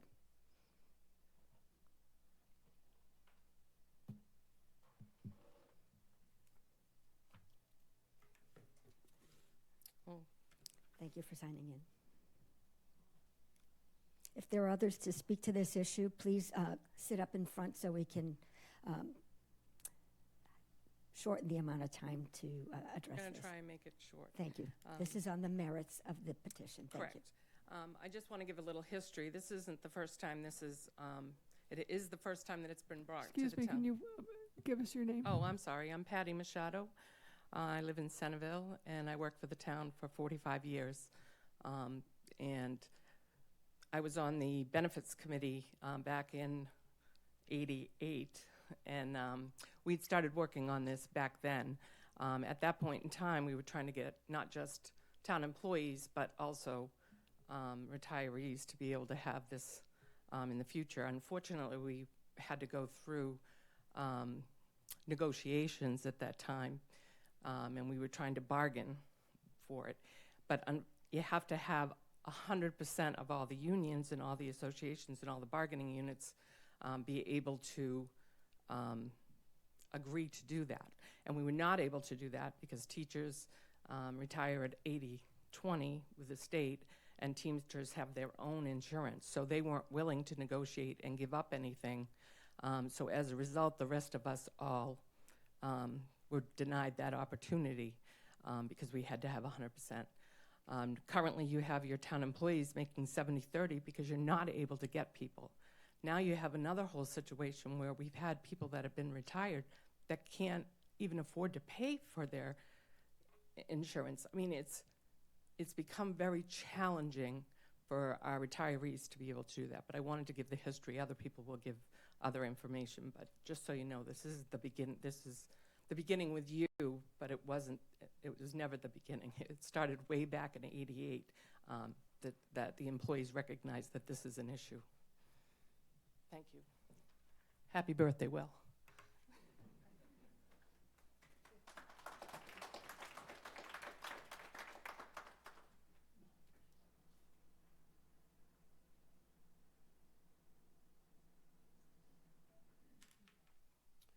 Good evening. My name is Thomas Toomey. I'm from Katuitt, and I'm here to speak in favor of this petition. Men and women of the Barnstable County, Barnstable Council, thank you for your time on this matter. There are several points, or actually just a few points I'd like to bring up. For those of you who don't know me, I'm a retired Barnstable police officer. I started my career in Falmouth, where I served for 10 years, starting in 1983. I then transferred to the Barnstable Police Department in 1993, where I served out the remaining years of 27 and a half years, totaling 37 and a half years overall as a police officer, and I enjoyed every day of it. Through my years, medical coverage had always been an issue. As a union member, we have tried to negotiate for years with the town of Barnstable on health coverage.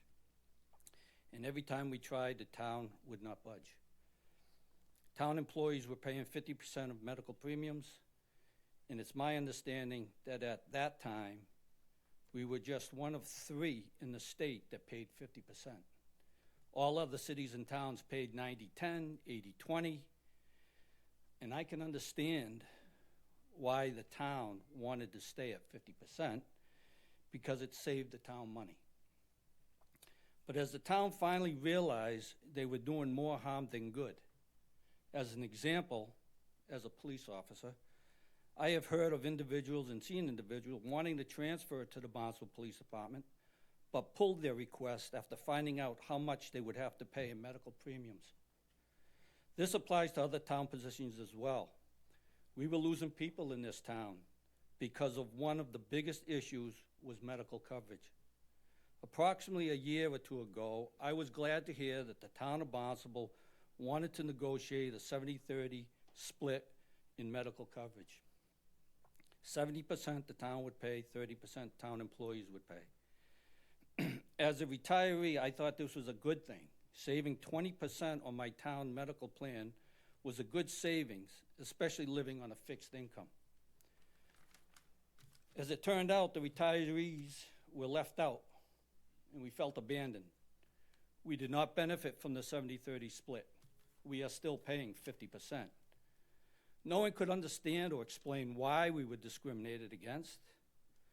I was naive to believe that at the time of negotiations that the retirees would be included because we were all part of the same whole. Or at least I thought we were. But we weren't. And that is why we are here tonight. Second, I'd like to say that every year, as you know, our medical costs keep going up. My last pension check I got was $75 less than the month before. Officer Toomey, can you wrap your comments up? Yes, sir. Thank you. This was because of medical premium increases. The cost of living increases we received does not cover the medical increases. Our cost of living increases are based only on the first $18,000, which I still don't understand that. Anyway, we retirees are losing money from our pension checks, and getting the extra 20% would clearly help out. Lastly, I would like to point out that as it stands now, to full-time town employees that are now paying 30%, keep in mind that when you retire, you will be going back to paying 50%. This is a sad state of affairs. A person who has devoted most of their adult life to the town of Barnstable is actually penalized by having to pay 20% more in their health coverage upon retiring. To me, this is no way to treat men and women who have served and devoted their lives to this town and now have to pay more for their medical coverage. It should be the opposite. The town of Barnstable should be paying 80 to 90% for the town retirees. It is time that the town shows its respect and appreciation to its retirees by lowering the medical cost percentage that we are paying. I hope this council does the right thing. Thank you.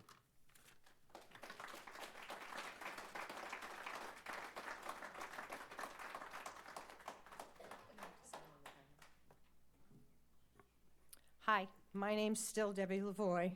I wrote a letter to the town councilors. I know you all received them. With your permission, I'd like to read the letter aloud. Dear town council members, I am writing in strong support of the group petition before you, requesting the town change the division of insurance costs for the retiree group insurance premiums paid by retirees to match the percentage paid by current active town employees. Along with my husband, Paul, we solicited some of the signatures for this petition. When going house to house, residents continually asked, why are retirees paying more than active employees? And we simply could not justify why Barnstable town retirees are required to pay 50% of their premiums, while town employees pay 30%. Many also stated, you put in the time, you deserve to be treated fairly. My husband worked for this town for 35 plus years. I worked for this town for 24 years. Although I am trying not to make this a personal issue, we believe moving to the 70-30 split isn't just a policy change, it's a statement of values. It shows that Barnstable looks after its own, even after the uniform is hung up and the desk is cleared. It is projected that medical inflation will significantly outpass standard cost of living adjustments. The 50-50 will become unsustainable. For many Barnstable retirees, most living on fixed income, those rising costs aren't just an inconvenience, they are a direct threat to our financial stability. Focusing on choices between essential medical care and daily living expenses. Plus, retirees are not able to work more to cover the difference.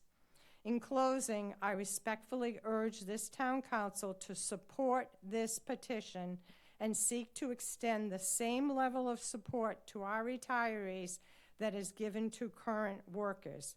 Employees receive this benefit immediately, yet upon retiring, lose it. However, doing the same division of insurance costs for retired employees shows potential new employees how much this town values its staff.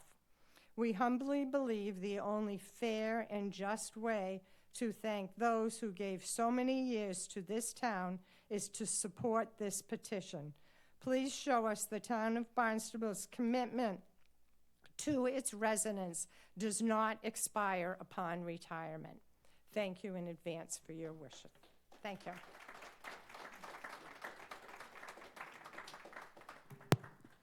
Good evening, Council. John Julius back again. I like this podium so much, here I am. But on a serious note, this one here is a no-brainer. You should support this. Certainly the retirees in this town, and as you can see, I wear, on behalf of a friend of mine who died in the towers, he was law enforcement. I have the utmost respect for all the law enforcement all across the country and certainly from our very own town. They deserve it. Matter of fact, they deserve a hell of a lot more than the split here, but we can't change that. But this one, as I said, I think is a no-brainer. They deserve it. Please support this. I'm in support of it. I think most of the people in this town, certainly if it were on a ballot, I think most of the people in town would support it as well. So I'm in support of it. I hope you all will too. Thank you.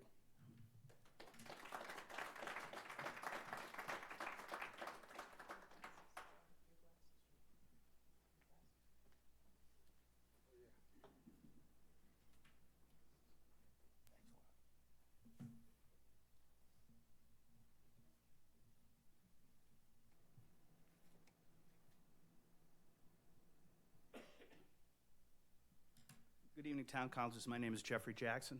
I'm a longtime resident of the Town of Barnstable, and I grew up in Katuitt. I am currently a sergeant with the Barnstable Police Department, so I am not retired. However, I'm going to be starting my 28th year next month with the town. So I am eyeing that down the road just a little bit, and everybody has told me start planning now.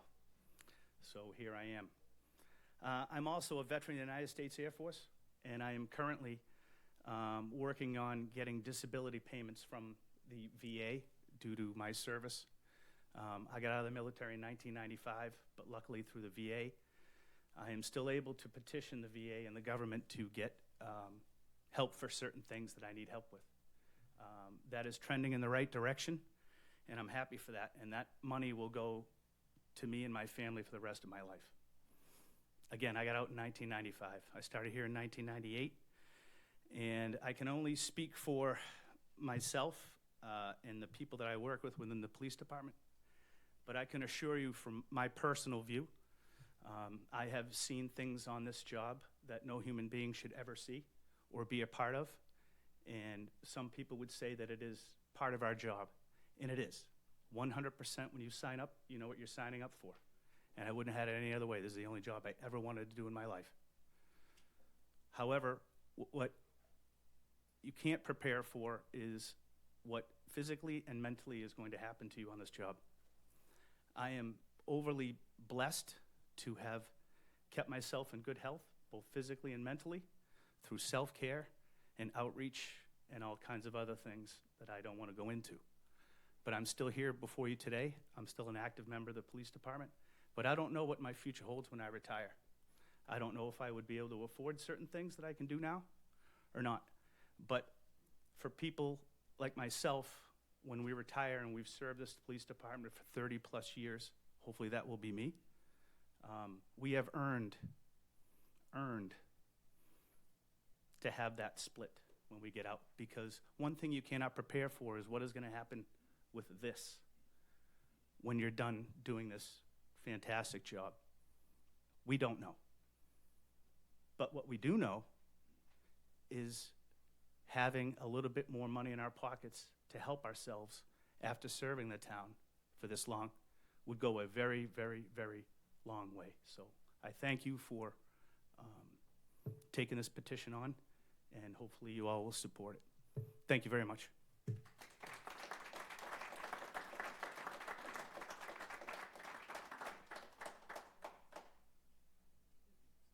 Is there anyone else to speak to this issue?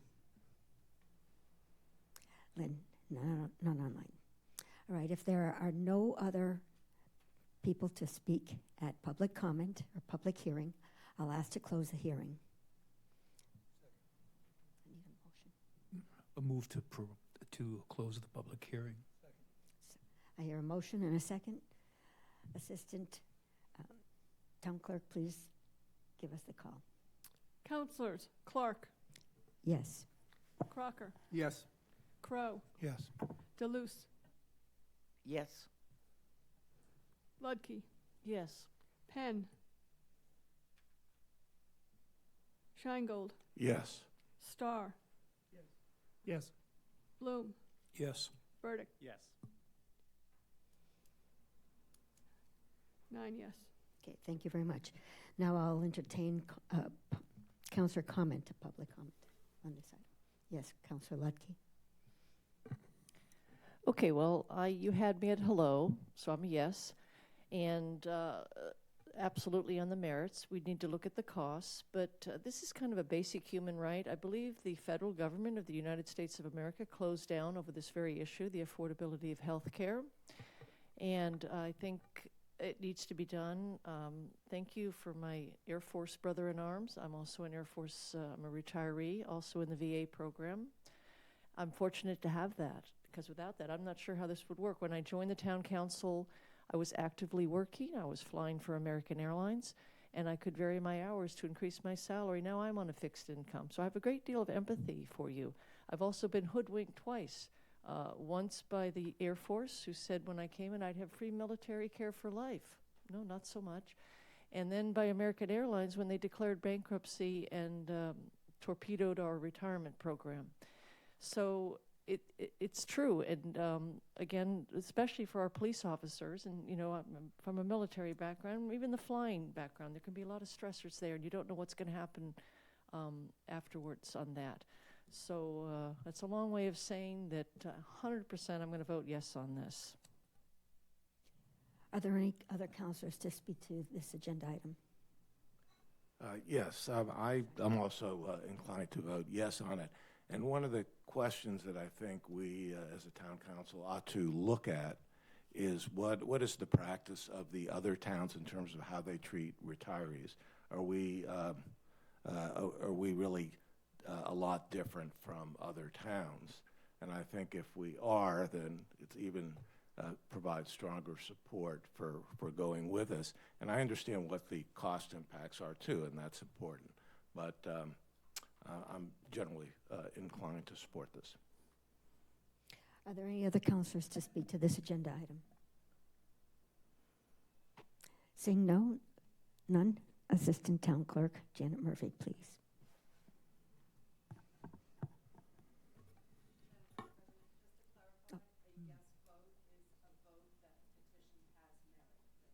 Thank you very much. Attorney Karen Nober. A yes vote is that this petition does have merit. Thank you for the clarification. Councilors, Crocker, Yes. Crow, Yes.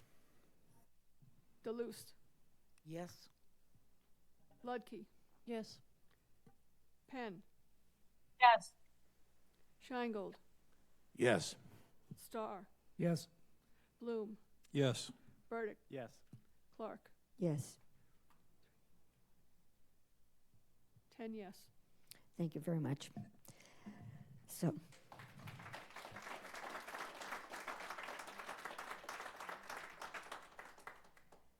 it's up to the council to then take this up as a future motion. Thank you very much. Please retrieve President Hamish.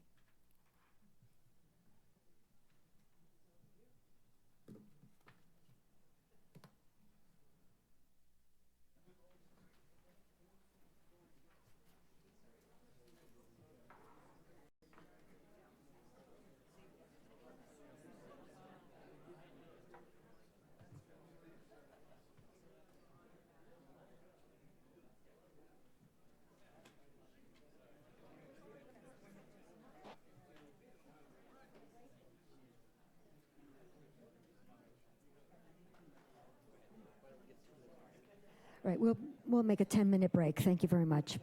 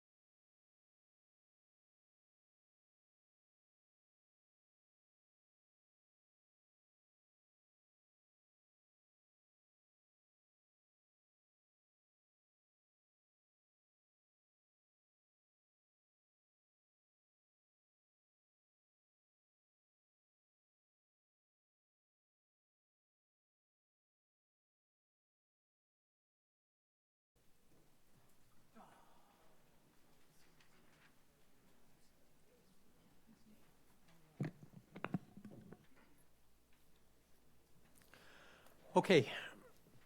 I apologize for the delay, but there's been some discussion about whether there may be some conflicts of interest, potential conflict of interest, I should say. And I am going to entertain a motion to move these 4 zoning articles to the February 4th meeting. And I am going to encourage any counselor that, let me just read the section of conflict of interest law.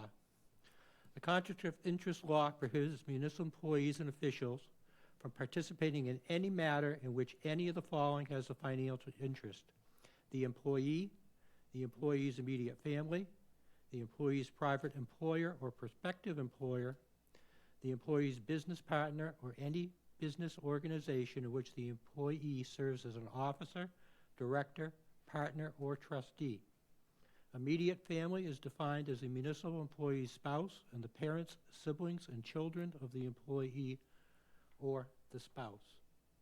So I would encourage all counselors who have any kind of financial interest in any of the properties under discussion to contact the Ethics Board and get a ruling prior to the meeting of February 4th. So, February 12th is there. okay. I stand corrected, February 12th. So, Karen, did you want to turn Yes. it over? Thank you, Mr. President.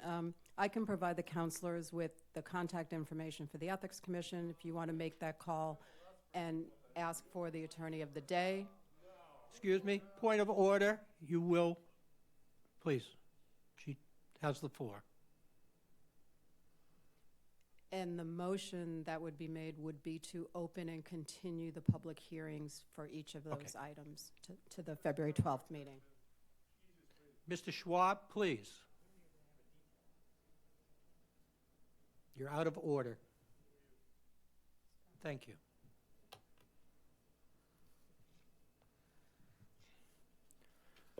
Okay. Could I have a motion, please, to open the public hearing? Excuse me, let me get my sheet here.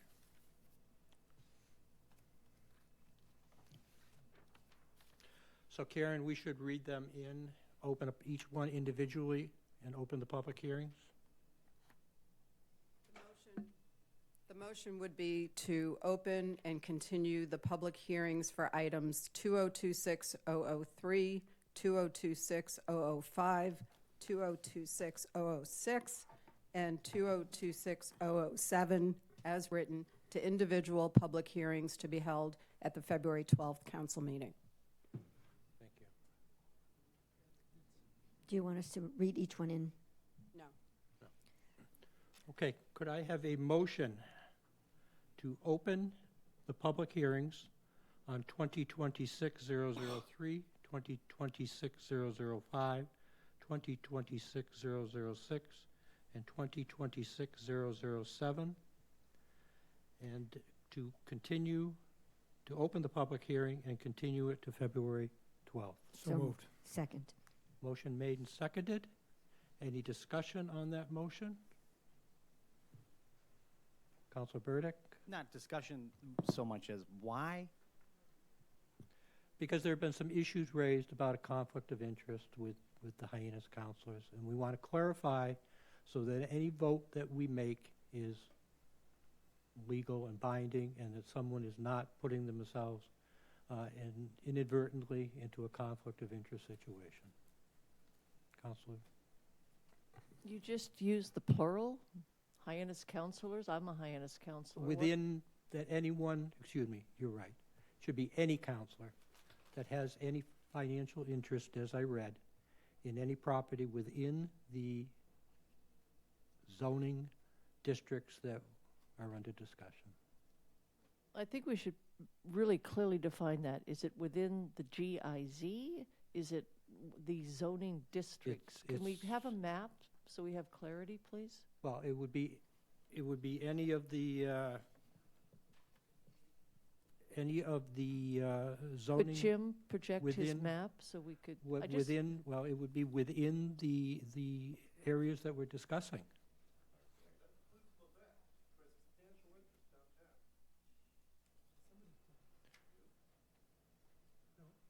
No?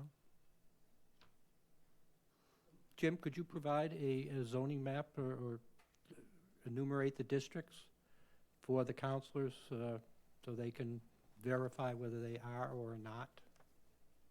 And I have a question. In the email I sent today, it explained for each item which districts were impacted, and so it's a question of whether there is property ownership in those districts by any of the folks that you listed. All the counselors got this email today, but I will read it for the record. Excuse me.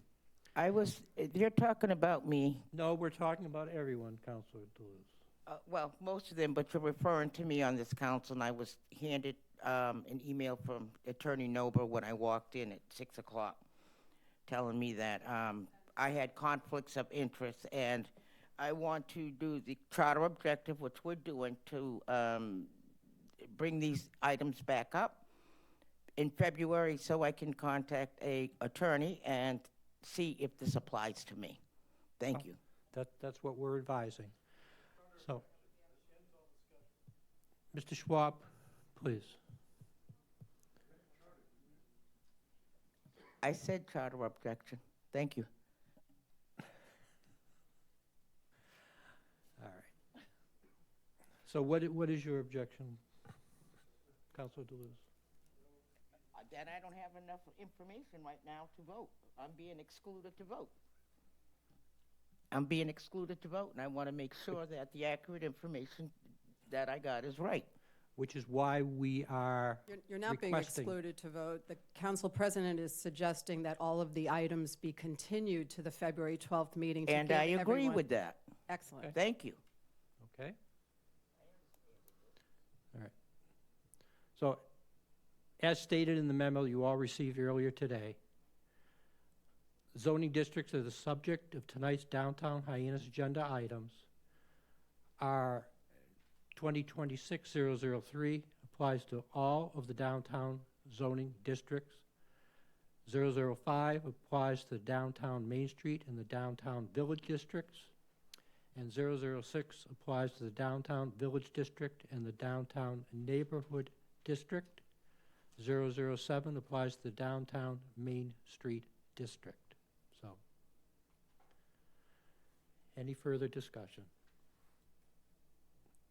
Any public comment? No. And Craig, just to follow up, my comment was for the public's education. If we put a map up right now, it might just educate the public a little bit as to what we're talking about. Well, that was my only point, was to educate the public, not ourselves. Well, I think that, we specified the districts, and at this point, I think a map, I don't think would be helpful, but we can have one available for the 12th. Councilor Bloom? I agree with Excuse me, Betty. Councilor Deleuze, I recognize I Councilor Bloom. agree with Betty. A map would be helpful for those people who don't know exactly where that district is. It would be very helpful. Thank you. We'll have a map for the 12th. Yeah. Councilor Bloom? Okay. Thank you, Mr. President. I just want to clear something up in my own mind. For instance, on 003, we're asking an increase in the parking space from 1 to 1.5. I mean, how does a resident of Hyannis, benefit from that?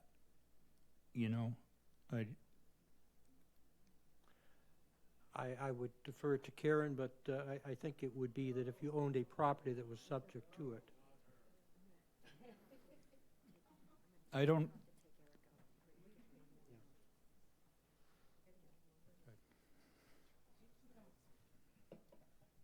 I don't mind if she comes up and explains. If you had a property, and that's what we want to just have everyone verify with the Ethics Commission, that their properties that they own would not be subject to this, or they would have any kind of an interest in it. That's all. Right? Excuse me? How does parking do that? I'm not quite sure what you're asking, Counselor. Can everyone make sure they're using their microphones, please? Is your microphone on? You're talking about the parking for downtown? Correct. I don't live downtown. Right. Well. That's not in my zone. Thank you. All right, well, that's what we want to verify, all right? We're suggesting that every counselor who may own or have an interest in property in Hyannis just verify that they have no conflict of interest. That's all we're asking at this point, okay? So, any further discussion? Seeing none, Madam Clerk? Counselors. Crow. Yes. Deleuze. Yes. Levesque. Yes. Ludke. Yes. Penn. Yes. Scheingold. Yes. Starr. Yes. Tamish. Yes. Bloom. Yes. Burdick. Yes. Clark. Yes. Crocker. Yes. 12 yes. Okay, thank you. Okay. Items 2026-008 and 2026-012. Counselor Clark? I move to withdraw from tonight's agenda items 2026-008 and 2026-012 as written, and refer to the Standing Zoning and Regulatory Committee of the Council the development of new proposed ordinances on the topics of home occupations and off-street parking for the recommendation to the full council. Is there a second? Second. Okay, motion made and seconded. Any discussion? Seeing none, Madam Clerk?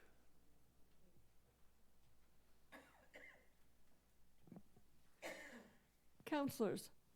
Deleuze. Yes. Levesque. Yes. Ludke. Yes. Penn. Yes. Scheingold. Yes. Starr. Yes. Tamish. Yes. Bloom. Yes. Burdick. Yes. Clark. Yes. Crocker. Yes. Crow. Yes. 12 yes. The motion does pass. Councilor Vec, could you read in, please, 2026-082?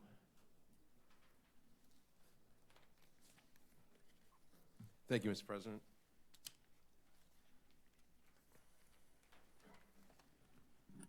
This new business may be acted upon roll call majority vote. This is approval of the appointments to the Appointments Committee.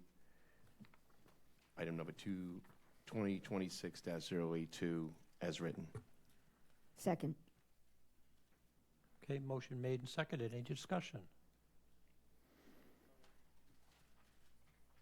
Seeing none. Madam Clerk?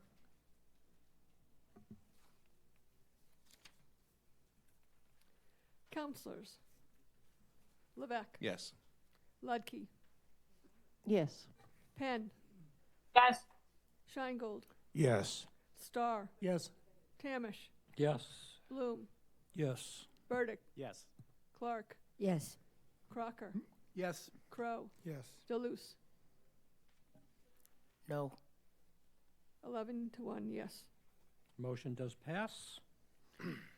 Councilor Crocker, could you do 2026-083, please?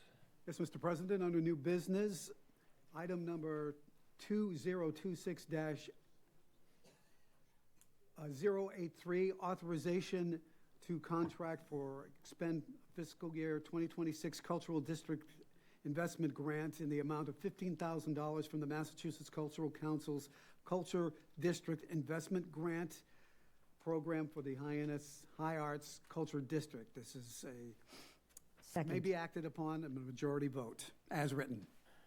Okay, Second. motion made, seconded. Any discussion? Mr. Kupfer, I recognize you for rationale. Good evening, Jim Cuthbert, Director of Planning and Development, here seeking authorization to contract for and expend fiscal year 26 Cultural District grant in the amount of $15,000 from the Massachusetts Cultural Council's Cultural District Investment Grant Program for the Hyannis HyArts Cultural District. Grant funds will support programming and marketing efforts in the Hyannis HyArts Cultural District, as well as support placemaking projects with a particular focus on the Hyannis HyArts campus from the corner of South Street and Pearl Street in Hyannis. Let's see, no funding match is required for this grant. No general funds will be expended on this program. Thank you. Thank you. Any discussion? Councilor Starr? Thank you. So, Mr. Cuthbert, so the grant, the $15,000 goes through your office? That's correct, yes. Okay. And the same with the next one? With the That's Barnstable? correct, yes. Okay. Thank you. Any further discussion? Seeing none, Madam Clerk?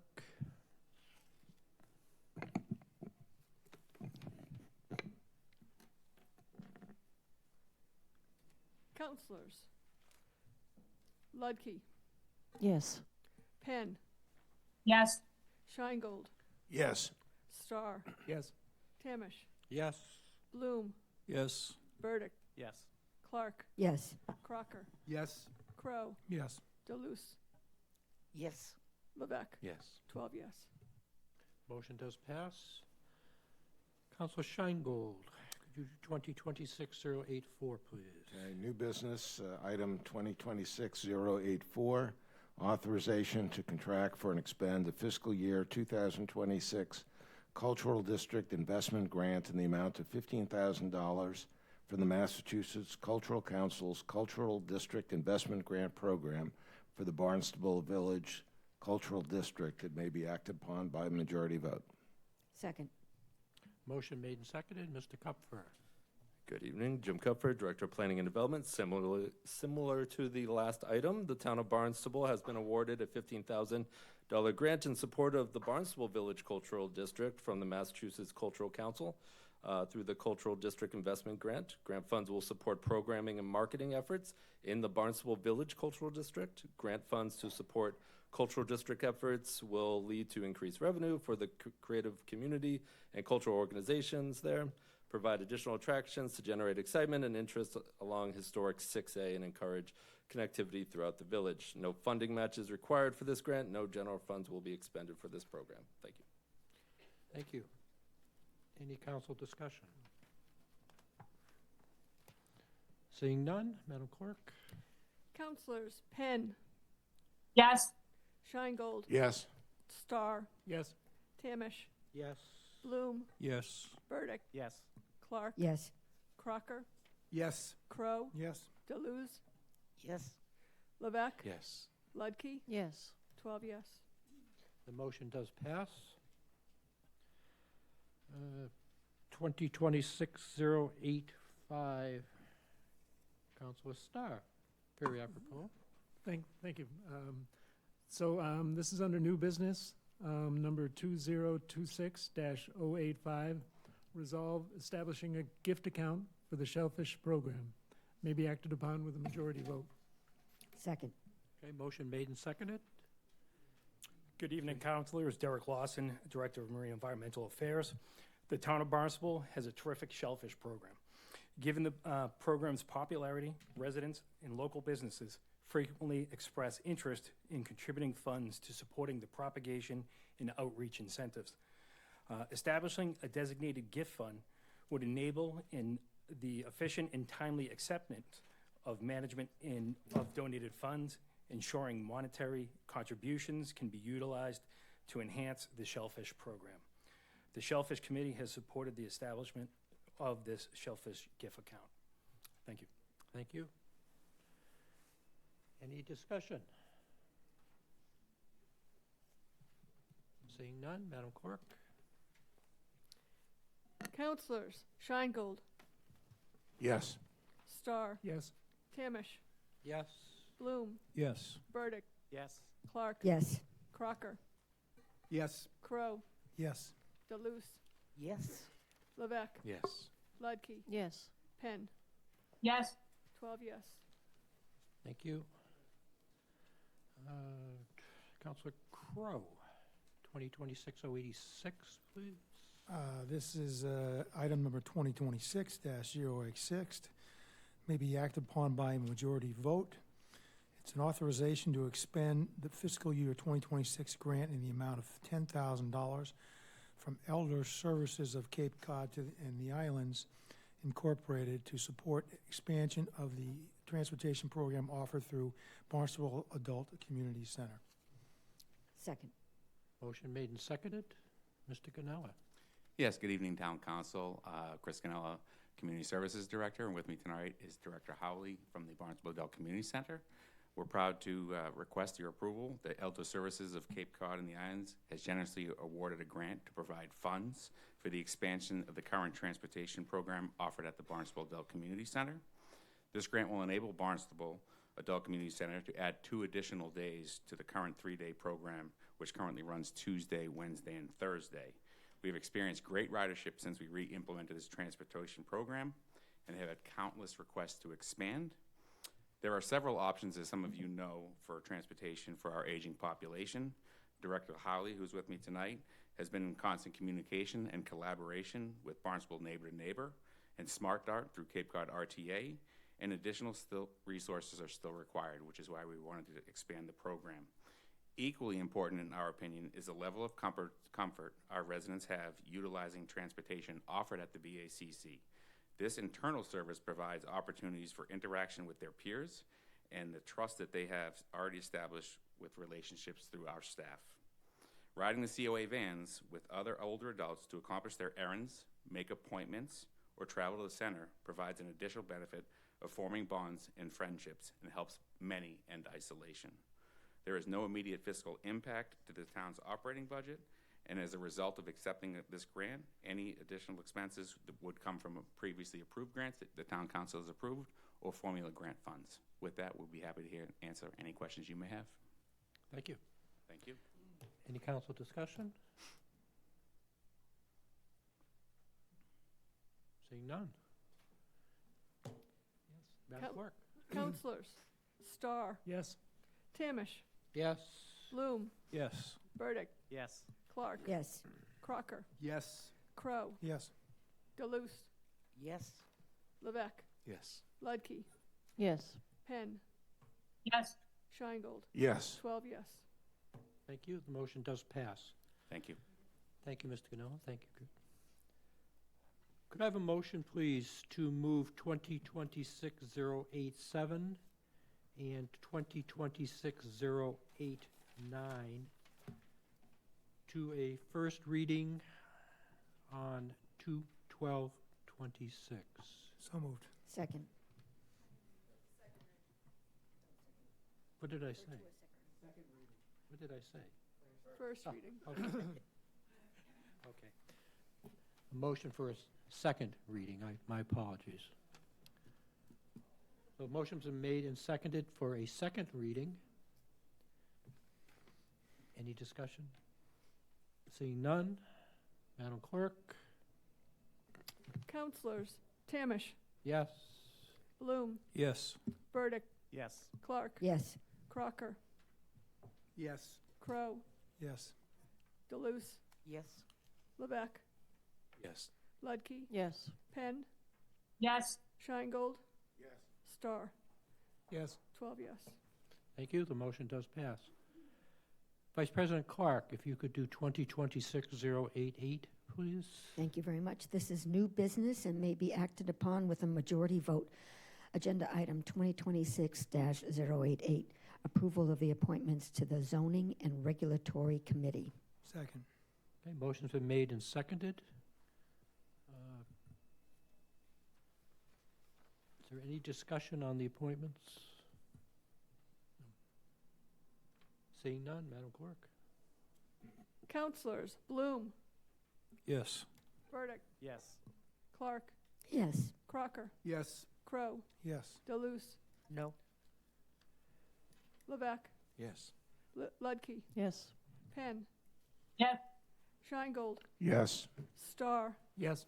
Tamish. Yes. 11 to 1. Thank you. Okay, at this point, I would move to go into executive session pursuant to General Law, Chapter 30A, Section 21A6, to consider the purchase, exchange, lease, or value of real property, specifically the property located at 0, 167, and 177 Pleasant Street in Hyannis, since a discussion in open session may have a detrimental effect on the negotiated position of the town and town council. The town council will not return to public session after the executive session. Do I have a second? Second. Mr. President, just want to say I need to recuse myself from this. Okay, thank you, Councilor Crocker. I also recuse myself, please, Mr. President. Thank you, Councilor Luback. So, motion has been made and seconded to go into executive session. We have a vote, please. Councilors. Bloom. Yes. Burdick. Yes. Clark. Yes. Crow. Yes. Ludke. Yes. Penn. Yes. Sheingold. Yes. Starr. Yes. Tamish. Yes. 9 yes. Okay, we will go into executive session in the Selectmen's Conference Room in 5 minutes, please.